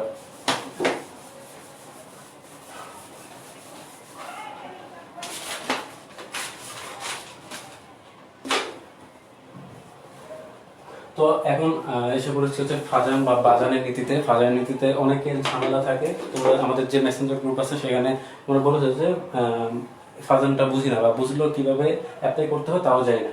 তো ফাজান নীতিটা কিভাবে হয়েছে, ফাজান নীতিটা হয়েছে পোলার আয়নের উপর ভিত্তি করে। তো পোলার আয়নটা কি, পোলার আয়নটা হচ্ছে কোনো অ্যানায়নকে পোলারায়ন করার ক্ষমতা, মানে কি কোনো অ্যানায়নকে তার বিকৃতি করা বা অ্যানায়নের আকৃতিটাকে বিকৃতি করা, মানে কি এটা হচ্ছে সমযোজী যৌগের আয়নিক বৈশিষ্ট্য। কোনো একটা সমযোজী যৌগেতে যদি এটা হচ্ছে আয়নিক যৌগের সমযোজী বৈশিষ্ট্য। কোনো একটা আয়নিক যৌগে যদি কোনো সমযোজী বৈশিষ্ট্য দেখা দেয় তাহলে সেখানে আমরা ফাজারের নীতিটা ইউজ করব। তো কিভাবে আয়নিক যৌগতে সমযোজী বৈশিষ্ট্য দেখা দেয়, আসলে আমরা করি যে পোলারায়ন কি, পোলারায়ন হচ্ছে অ্যানায়নকে পোলারিত করার ক্ষমতা। তো ধরি এখানে হচ্ছে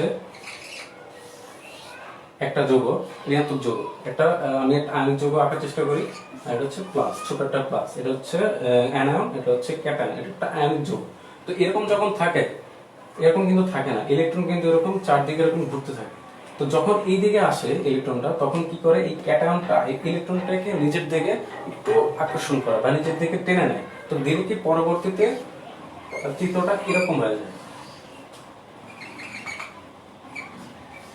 চিত্রটা এরকম হয়ে যায়। তার মানে কি এই অ্যানায়নের আকারটা কি চেঞ্জ হয়েছে না, এই আকারটা চেঞ্জ হওয়ার নামই হচ্ছে পোলারায়ন, অর্থাৎ কি পোলারায়ন। তার মানে কি এখানে দেখো পোলারায়নটা এখানে বৈশিষ্ট্য, এখানে আকার যেভাবে চেঞ্জ হয়েছে তার বৈশিষ্ট্য কিন্তু সমানভাবে চেঞ্জ হয়ে থাকে। তো তো বৈশিষ্ট্য কিভাবে চেঞ্জ হয় তার জন্যই হচ্ছে ফাজারের নীতিটা ইউজ করা হয়।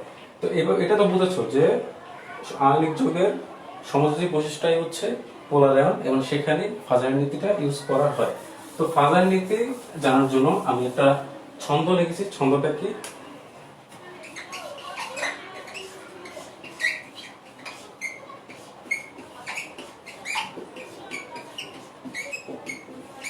ক্যাটামিয়া বড় হলে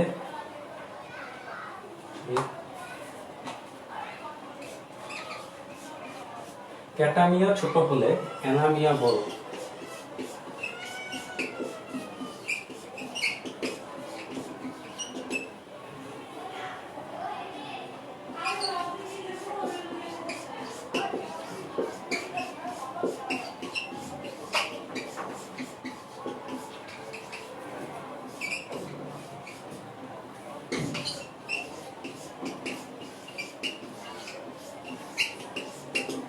মানে কি ক্যাটামিয়া ছোট হলে অ্যানামিয়া বড়।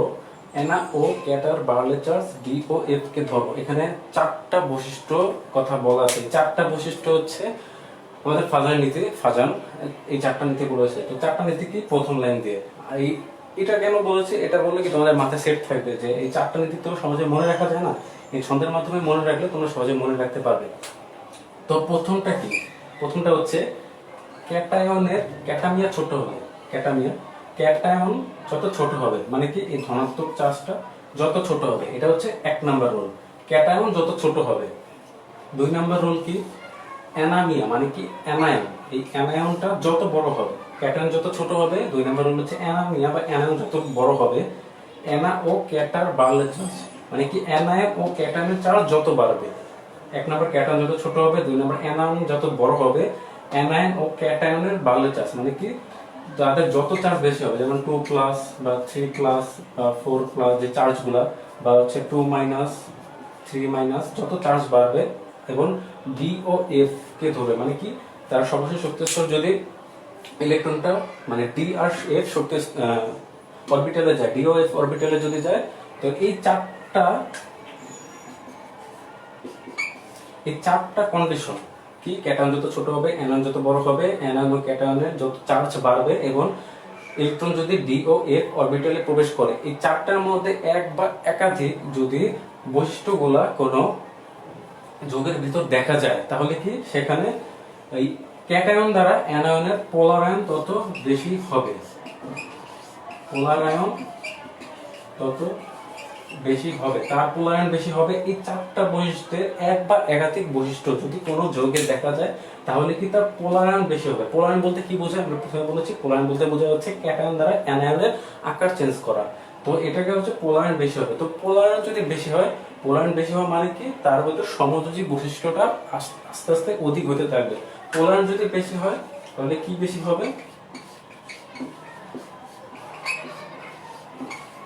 সমযোজী বৈশিষ্ট্য। অর্থাৎ কি পোলার আয়ন যদি বেশি হয়, সমযোজী বৈশিষ্ট্যটা তার বাড়তে থাকবে।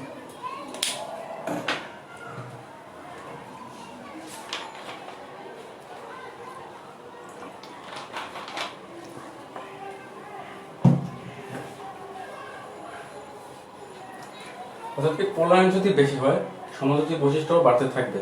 তো এভাবে আমরা একটা যৌগ আরেকটা যৌগের ভিতর তুলনা করতে পারি, কার আয়নিক যৌগ বেশি আর সমযোজী যৌগ বেশি।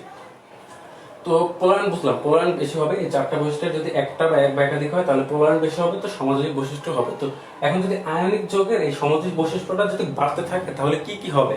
এটা আমি বলছি, লিখতেছি না, লিখলে টাইম যাবে। আমি এটা পরে পিডিএফ আকারে দিয়ে দেবো।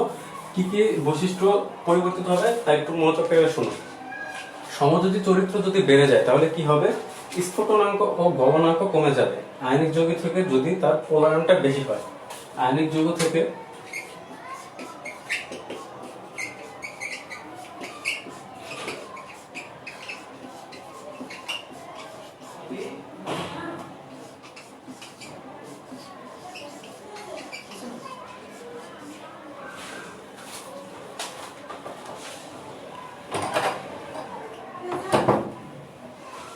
আয়নিক যৌগের যদি সমযোজী বৈশিষ্ট্য বাড়তে থাকে তাহলে তার কি কি বৈশিষ্ট্য চেঞ্জ হবে?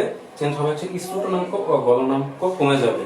আয়নিক যৌগের কিন্তু স্থূলাঙ্ক ও গলনাঙ্ক বেশি থাকে, যত সমযোজীর কাছে যায় তত তার স্থূলাঙ্ক ও গলনাঙ্ক কমতে থাকে। দেন কি হবে, পোলার দ্রাবকের দ্রাব্যতা কমে যাবে, মানে কি তার দ্রাব্যতা কমে যাবে। তারপর কি কমে যাবে, দ্রাব্যতা কমে গেলে তার তড়িৎ পরিবহন ক্ষমতা কমে যাবে। দেন কি, তার হচ্ছে ধাতব কার্বনেটের বিয়োজন তাপ হ্রাস পাবে, তড়িৎ পরিবহন ক্ষমতা কমে যাবে, যৌগের স্থায়িত্ব কমে যাবে। তো যতগুলো বৈশিষ্ট্য দেখলাম যে আয়নিক যৌগের থেকে সমযোজী বৈশিষ্ট্য আস্তে আস্তে ডাউনগ্রেড হবে, মানে বৈশিষ্ট্যগুলো কমে যাবে। জাস্ট একটা জিনিস বাড়বে কি, সেটা হচ্ছে বর্ণের তীব্রতা। সমযোজী যৌগ কিন্তু জলীয় দ্রবণের তীব্র রং দেয়, যেমন লাল কালার, নীল কালার, এরকম বিভিন্ন রং দেয়। জাস্ট সমযোজী যৌগে কি একটা জিনিস বাড়বে, সেটা হচ্ছে রঙের তীব্রতাটা বাড়বে দ্রবণের, আর সবগুলা বৈশিষ্ট্য কমে যাবে। এর মধ্যে বৈশিষ্ট্য কি কি কেমন, গলনাঙ্ক স্ফুটনাঙ্ক কমে যাবে, তেমন হচ্ছে তড়িৎ পরিবহন ক্ষমতা কমে যাবে, এবং পানিতে তার দ্রাব্যতা কমে যাবে। এখন আমি প্রায়োগিক দিকটা দেখি যে এটা কিভাবে বুঝবো। তো ধরো এখানে আছে sodium fluoride, sodium iodide, sodium fluoride এবং সোডিয়াম ক্লোরাইড। এখন এই দুইটা কি, দুইটা হচ্ছে আয়নিক যৌগ। এটা আমাদের দুইটা হচ্ছে আয়নিক যৌগ, আয়নিক বন্ধন গঠন করে দুইটা যৌগ গঠিত হয়েছে। কিন্তু এখানে কোন যৌগের এই পোলায়ন হয়েছে, বা কোন যৌগের, এখানে দুইটা যৌগের কিন্তু সোডিয়াম কর্তৃক ফ্লোরিন এবং সোডিয়াম কর্তৃক ক্লোরিনের আকারটা চেঞ্জ হবে, মানে পোলায়ন হবে। পোলায়ন হলে কি, তার সমযোজী বৈশিষ্ট্যটা বৃদ্ধি পাবে। এখন প্রশ্ন হচ্ছে কোন যৌগটার সমযোজী বৈশিষ্ট্যটা বেশি বৃদ্ধি পাবে, এটা কিভাবে আমরা নির্ণয় করবো। দেখো এখানে সোডিয়াম যেহেতু সেম আছে, মানে সোডিয়ামটাকে আমি সাইডে রেখে দিই, সোডিয়ামটাকে আমি গোনা ধরবো না, ধরবো কি ফ্লোরিনের আর ক্লোরিনের। আমরা ক্লাসের প্রথম দিকে কি বলেছিলাম, ফ্লোরিন নিচের হচ্ছে একই গ্রুপে ফ্লোরিন, এরপরে হচ্ছে ক্লোরিন। কোন একটা গ্রুপের উপর থেকে যদি নিচে নামি তাহলে কি হয়, কোন একটা গ্রুপের উপর থেকে যদি নিচে নামি তাহলে তার আকারটা বাড়তে থাকে। তো আকার যদি বাড়ে, আমি সূত্রে কি বলেছিলাম যে অ্যানায়ন যত বৃহদাকার হবে তাহলে তার কি হবে, তাহলে তার পোলায়ন বেশি হবে এবং সমযোজী বৈশিষ্ট্য বৃদ্ধি পাবে। তো এখানে ফ্লোরিন থেকে বড় কি, ফ্লোরিন থেকে ক্লোরিনটা একটু বড় না বেশি?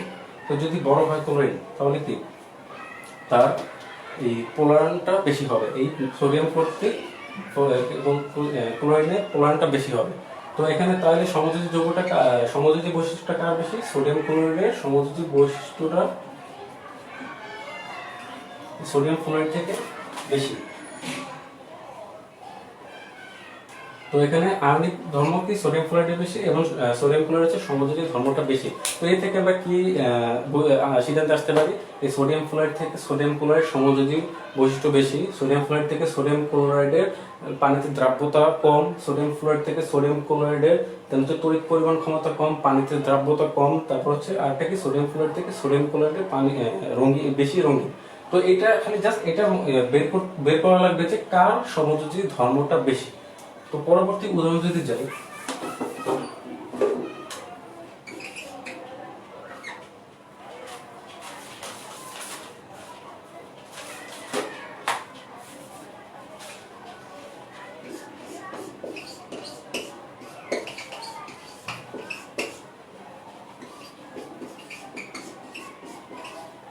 তো সোডিয়াম ক্লোরাইড, ম্যাগনেসিয়াম ক্লোরাইড আর অ্যালুমিনিয়াম ক্লোরাইড। তো এটার মধ্যে, এদের মধ্যে কার সমযোজী ধর্ম বেশি, কার আয়নিক ধর্ম বেশি? তিনটা কিন্তু আয়নিক যৌগ, কিন্তু কার পোলায়ন বেশি, পোলায়নের মাধ্যমে কার সমযোজী বৈশিষ্ট্য বৃদ্ধি পাচ্ছে, তা কিভাবে নির্ণয় করবো। দেখো এখানে হচ্ছে কমন জিনিস কি, ক্লোরিন। জিনিসগুলো হচ্ছে ক্লোরিন, ক্লোরিনের কত, চার্জ কত, -1 -1 -1। এটা এটা যেহেতু এটা কমন, এটাকে আমি এক সাইডে রাখি। এখানে কমন নাকি সোডিয়াম, সোডিয়ামের চার্জ কত, +1। ম্যাগনেসিয়ামের চার্জ কত, +2। এখানে ক্লোরিন দুইটা আছে, এজন্য প্লাস, এখানে +2। এখানে ক্লোরিনের সাথে 3টা, এজন্য অ্যালুমিনিয়ামের সাথে 3 চার্জ, +3। তো +1 +2 +3। আমরা সূত্রে কি বলেছিলাম, যে সূত্রে বলেছিলাম হচ্ছে এনআর ও ক্যাটার বাড়লে চার্জ, অ্যানায়নের চার্জ যত বাড়বে, ক্যাটায়নের বা অ্যানায়ন যে কোনো একটা, এখানে ক্যাটায়নের চার্জ বাড়তেছে, ক্যাটায়নের চার্জ যত বাড়বে সে অ্যানায়নকে তত পোলারিত করতে পারবে। তো কে বেশি পোলারিত করবে, চার্জ বেশি কার, বোঝা যাচ্ছে অ্যালুমিনিয়ামের চার্জ বেশি, তারপর হচ্ছে ম্যাগনেসিয়ামের +2 আর সোডিয়াম হচ্ছে +1, মানে এখানে এক করে বাড়ছে। তো এখানে তাহলে বোঝা যাচ্ছে এখানে কে বেশি পোলারিত করবে, যার চার্জ বেশি সে বেশি পোলারিত করবে। তো এখানে যদি অ্যালুমিনিয়ামের +3 থাকে, সে ক্লোরিনকে বেশি পোলারিত করতে পারবে। তো ম্যাগনেসিয়ামও মোটামুটি পোলারিত করতে পারবে ক্লোরিনকে, আর সোডিয়াম হিসাবে একটু কম পোলারিত করতে পারবে। তো এর থেকে আমরা যদি বলতে পারি যে পোলারিন বেশি করতেছে কি, অ্যালুমিনিয়াম। তো বেশি পোলারিন হলে তার মানে কি, তার সমযোজী বৈশিষ্ট্যটা বৃদ্ধি পাবে। তার মানে কি এখানে অ্যালুমিনিয়ামের সমযোজী বৈশিষ্ট্যটা বেশি। দেন হচ্ছে ম্যাগনেসিয়াম ক্লোরাইড। তো সমযোজী বৈশিষ্ট্য যদি কম বলি তাহলে হচ্ছে প্রথমে থাকবে অ্যালুমিনিয়াম ক্লোরাইড, কারণ কি অ্যালুমিনিয়ামের 3 চার্জ, সে বেশি ক্লোরাইন করতে পারবে ক্লোরিনকে, এর জন্য তার অ্যালুমিনিয়াম ক্লোরাইড হচ্ছে বেশি সমযোজী ধর্ম। এরপরে সমযোজী ধর্ম যদি বলি হচ্ছে ম্যাগনেসিয়াম ক্লোরাইড, কারণ কি এর চার্জ হচ্ছে +2, এই ক্লোরিনকে মাঝামাঝি আকারে পোলারিত করতে পারে, পোলারিত করা মানে তার সমযোজী বৈশিষ্ট্যটা বৃদ্ধি পাবে, তাহলে কি ম্যাগনেসিয়াম ক্লোরাইড। এরপর সোডিয়াম ক্লোরাইড। তো এটা হচ্ছে সমযোজী বৈশিষ্ট্যের ভিত্তিতে। তো এখন যদি আরেকটা বলি যে এখানে এটা হচ্ছে সমযোজী বৈশিষ্ট্যের ঊর্ধ্বক্রম অনুসারে সাজানো হয়েছে। এখন যদি আমি আয়নিক বৈশিষ্ট্যের ঊর্ধ্বক্রম অনুসারে সাজাই তাহলে কি হবে? তাহলে হবে হচ্ছে সোডিয়াম ক্লোরাইড, ম্যাগনেসিয়াম ক্লোরাইড আর হচ্ছে অ্যালুমিনিয়াম ক্লোরাইড। তো তোমরা এখন একটা জিনিসের অ্যান্সার দাও যে ফেরাস ক্লোরাইড FeCl2 এবং FeCl3, ফেরাস ক্লোরাইড এবং ফেরিক ক্লোরাইড, এদের মধ্যে কে বেশি আয়নিক বৈশিষ্ট্য বেশি?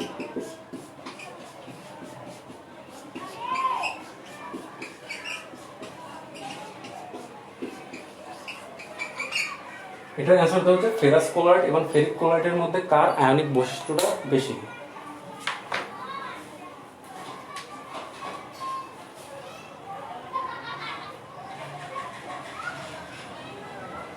তোমরা এটা অ্যান্সার দাও যে বোর্ডে লেখা আছে ফেরাস ক্লোরাইড এবং ফেরিক ক্লোরাইড, এদের মধ্যে কার আয়নিক বৈশিষ্ট্যটা বেশি। ফাজারের নীতি ইউজ করে জাস্ট এটা বলবে।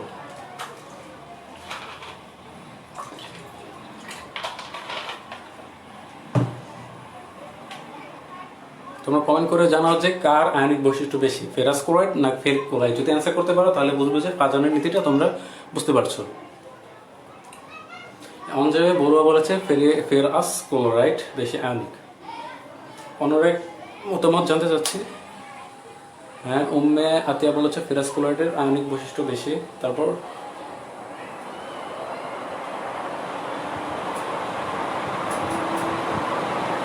Riyad Hasan ferrous chloride, HM Sifatullah Sifat ferrous ক্লোরাইডের বেশি।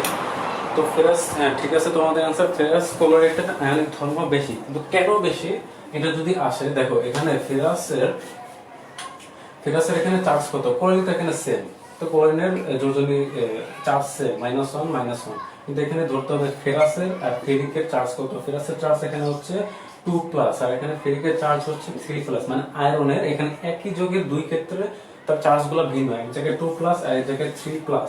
তো আমরা কি বলেছিলাম যে ক্যাটা ও অ্যানার চার্জ যদি বাড়ে, অর্থাৎ কি যত চার্জ বাড়বে সে অপর মৌলকে অ্যানায়নকে তত বেশি পোলারিত করতে পারবে। তো এখানে পোলারিত কে বেশি করতে পারবে? এই 3+, মানে কি এখানে চার্জ বেশি কার, এই ফেরিকের 3+, যদি 3+ চার্জ বেশি করে এই আয়রন ক্লোরিনকে বেশি পোলারিত করতে পারবে।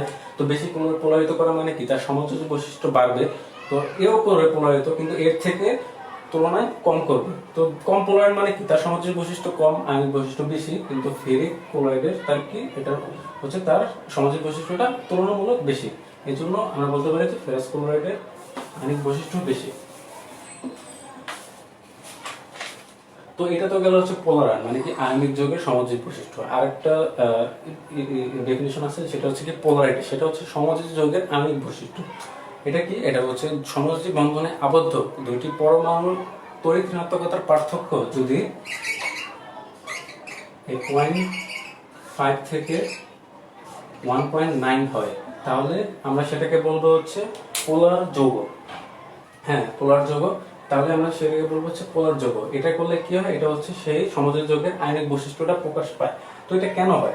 যখন তড়িৎ সমযোজী বন্ধনে আবদ্ধ কোনো যৌগ যদি এরকম তড়িৎ ঋণাত্মকতা হয়, তাহলে কি দুই প্রান্তে একটা ক্যাটন একটা তো দুই প্রান্তে দুইটা মৌলের দুই প্রান্তে আংশিক চার্জের সৃষ্টি হয় বা পোলের সৃষ্টি হয় বা ডাইপোল সৃষ্টি হয়। এই ডাইপোল সৃষ্টি হওয়াকে কি বলে? তো কেমিস্ট্রির ভাষায় পোলারিটি বলে। তো কিভাবে ধরি যে হাইড্রোজেন ফ্লোরাইড এটা কি? এটা একটা সমযোজী যৌগ। আমরা জানি হাইড্রোজেন একটা ইলেকট্রন আর ফ্লোরিন একটা ইলেকট্রন শেয়ার করে, একে অপরের সাথে শেয়ার করে একটা সমযোজী যৌগ তৈরি করে। তো হাইড্রোজেনের এখানে তড়িৎ ঋণাত্মকতা কত? হাইড্রোজেনের তড়িৎ ঋণাত্মকতা হচ্ছে 2.1।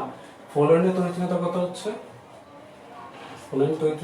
হচ্ছে 4।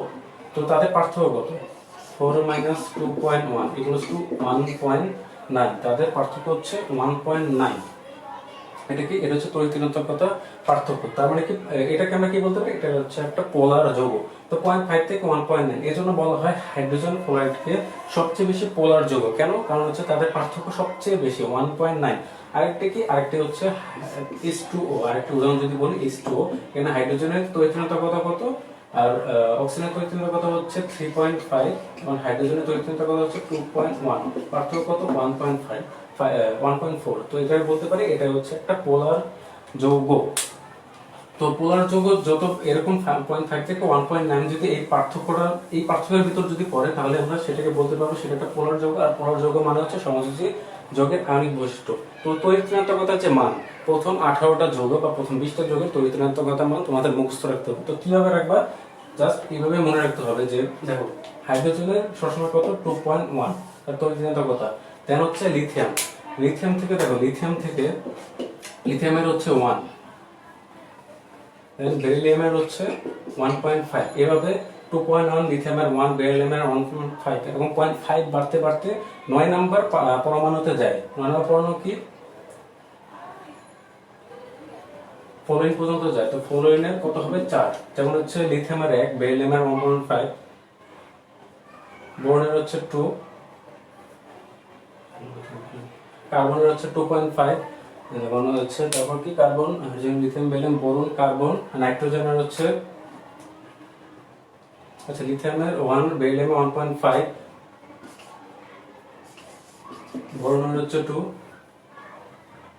কার্বন হচ্ছে 2.5, hydrogen, helium, lithium, beryllium, boron, carbon, নাইট্রোজেনের হচ্ছে 3, অক্সিজেনের হচ্ছে 3.5 এবং ফ্লোরিনের হচ্ছে 4। এভাবে কি 0.55 করে বাড়তে থাকে। ঠিক এরপরে কি? এরপরের যদি পর্যায়ে যে 3 নম্বর পর্যায়ে সোডিয়াম থেকে শুরু হয়েছে। সোডিয়ামের কত? 0.9, ম্যাগনেসিয়ামের হচ্ছে 1.2, অ্যালুমিনিয়ামের হচ্ছে 1.5। এভাবে হচ্ছে 0.33 করে বাড়তে থাকে, শেষ পর্যায়ে যায় জাস্ট 0.5 করে বাড়ে। এভাবে তোমরা মুখস্থ রাখতে পারো, কিন্তু প্রথম 18টা 20টা মৌলের এরকম তড়িৎ ঋণাত্মকতার মান মুখস্থ তোমাদের রাখতেই হবে। এটা হচ্ছে তোমাদের এই চ্যাপ্টারে লাগবে। আরেকটা লাগবে হচ্ছে অর্গানিক কেমিস্ট্রিতে, এই কনসেপ্টটা কাজে লাগে।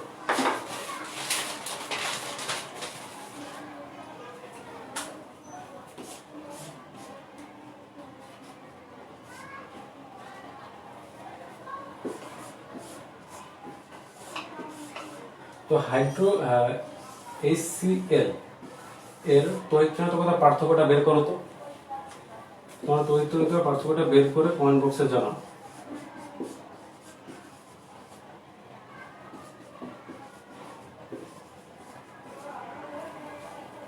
হাইড্রোক্লোরিক অ্যাসিডের তড়িৎ ঋণাত্মকতার পার্থক্য কত তা কমেন্ট করে জানাও।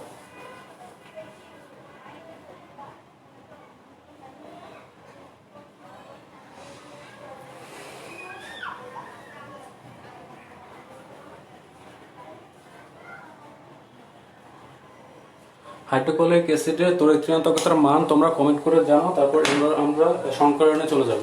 এরপরে টপিকটা শেষ, এরপর আমাদের ক্লাসটা শেষ হয়ে যাবে।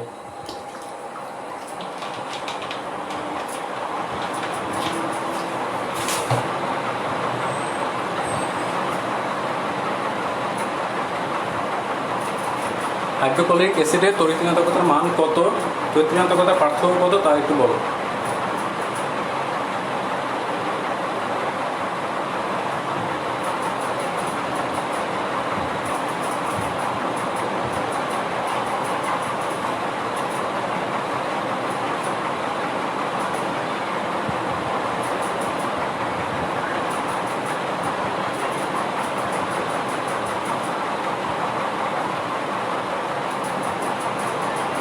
সপ্তদ্বীপ বর্মন বলেছে 1.3। না, এটা এত হবে না, আরো কম।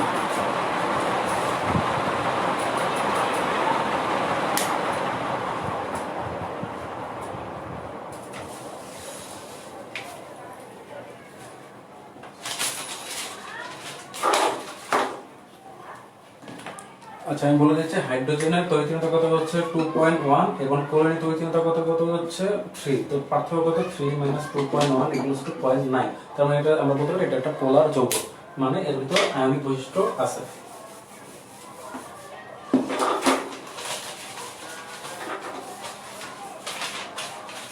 এরপর হচ্ছে সর্বশেষ টপিকটা হচ্ছে সংকরায়ন। তো সংকরায়ন প্রকৃতি নির্ণয় আমরা কিভাবে করব, আমি একটু তাড়াতাড়ি শেষ করে দিচ্ছি যেহেতু 1 ঘন্টা হয়ে গেছে।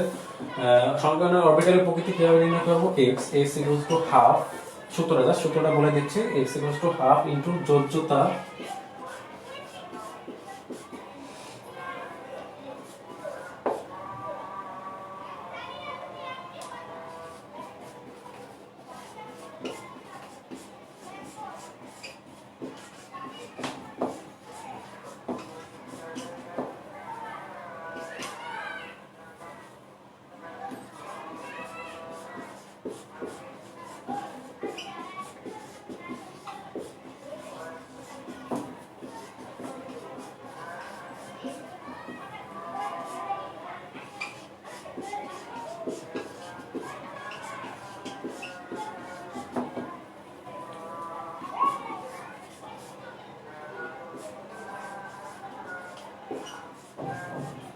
তো সূত্রটা কি, x ইকুয়ালস টু, এটা হচ্ছে আমাদের হচ্ছে কি সংকেত অরবিটালের প্রকৃতি, তার প্রকৃতি কি sp3 না sp3d না sp2 sp, এটা জানার জন্য আমরা এই সূত্রটা বের করব। ওরা অনেকে জানো, অনেক হয়তো জানো না। এটার জন্য আমরা সূত্রটা কি, সূত্রটা হচ্ছে হাফ ইনটু যোজ্যতা শেলে ইলেকট্রন সংখ্যা প্লাস একযোজী পরমাণু সংখ্যা প্লাস ক্যাটায়নের চার্জ প্লাস অ্যানায়নের চার্জ। তো এটা যদি হয় x ইকুয়ালস টু যদি 2 হয় তাহলে আমরা বলতে পারবো সেটা হচ্ছে sp।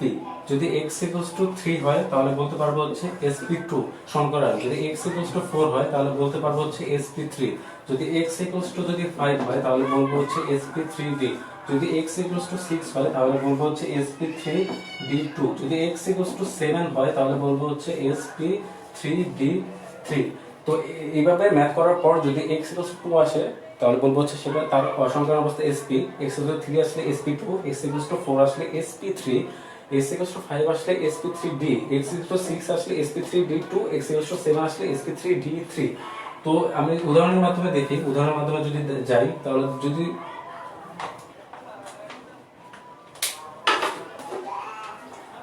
যদি একটা কমন একটা মিথেন CH4 তার সংকরায়ন অবস্থা কত, মিথেন সংকরায়ন অবস্থা কত, আমরা সূত্র বসাই হাফ।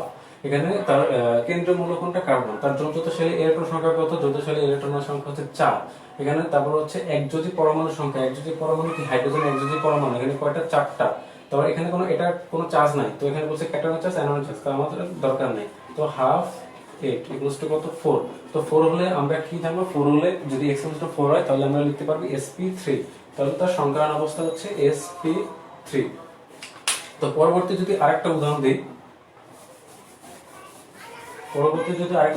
উদাহরণটা হচ্ছে জেরন টেট্রাফ্লোরাইডের সর্বশেষ যদি আমি সূত্র বসাই হাফ, তার সর্বশেষ শক্তির স্তরে ইলেকট্রন সংখ্যা কত, 6টা, সরি 6টা না 8টা, সর্বশেষ শক্তির স্তরে ইলেকট্রন সংখ্যা হচ্ছে 8টা। দেন হচ্ছে তার একযোজী মৌল কয়টা আছে কিনা, 4/4টা। তো সূত্র অনুযায়ী হাফ ইনটু 12 ইকুয়ালস টু কত, 6।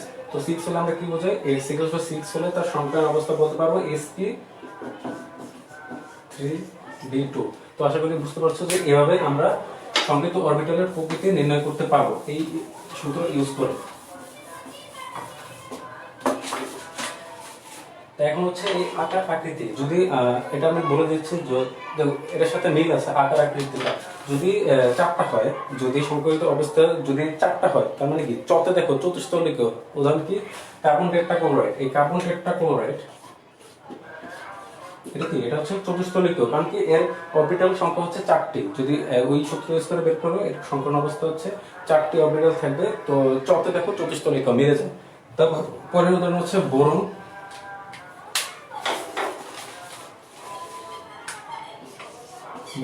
ক্লোরাইড। তো বোরন ক্লোরাইডের তার সংকৃত অরবিটাল কয়টা, যদি ওই সূত্র ইউজ করে বের করো, সূত্র ইউজ করে বের হবে 3টা মানে কি, 3টা মানে হচ্ছে, 3টা মানে বলতে পারি আমরা হচ্ছে sp2। তো এর আকৃতি কি দেখো, 3 এর সাথে 3 মিলে 3 আকারে হচ্ছে ত্রিভুজ, তার আকৃতি কি ত্রিভুজ। তারপর হচ্ছে সংকরিত অরবিটাল যদি 2টা হয়, 2টা রেখা মানে কি 2টা রেখা যদি একসাথে যুক্ত হয় তাহলে আমরা কি বলতে পারবো, সেটা হচ্ছে সরলরেখা। তো উদাহরণটা কি, উদাহরণ হচ্ছে কার্বন ডাই অক্সাইডের আকৃতি কিরকম, সরলরেখা। তেমন হচ্ছে যদি সংকরিত অরবিটাল সংখ্যা 6টি হয়, 6 এর সাথে কি দেখো কি মিল আছে, ষড়ভুজীয় বা আমরা বলতে পারি অষ্টতলিক, সেটার উদাহরণ কি sa6। তো এইভাবে হচ্ছে তোমরা এইটা মনে রাখতে পারো। আশা করি তোমরা এই ক্লাসটা বুঝতে পেরেছো। খুব কষ্ট করে এই 1 ঘন্টা ক্লাসটা মনোযোগ আকারে করার জন্য অসংখ্য ধন্যবাদ। পরবর্তী ক্লাসটা এইভাবে করবা, আর আগামীকাল এই চ্যাপ্টারের উপর পরীক্ষা হবে। তো এই পর্যন্তই, ধন্যবাদ। আসসালামু আলাইকুম।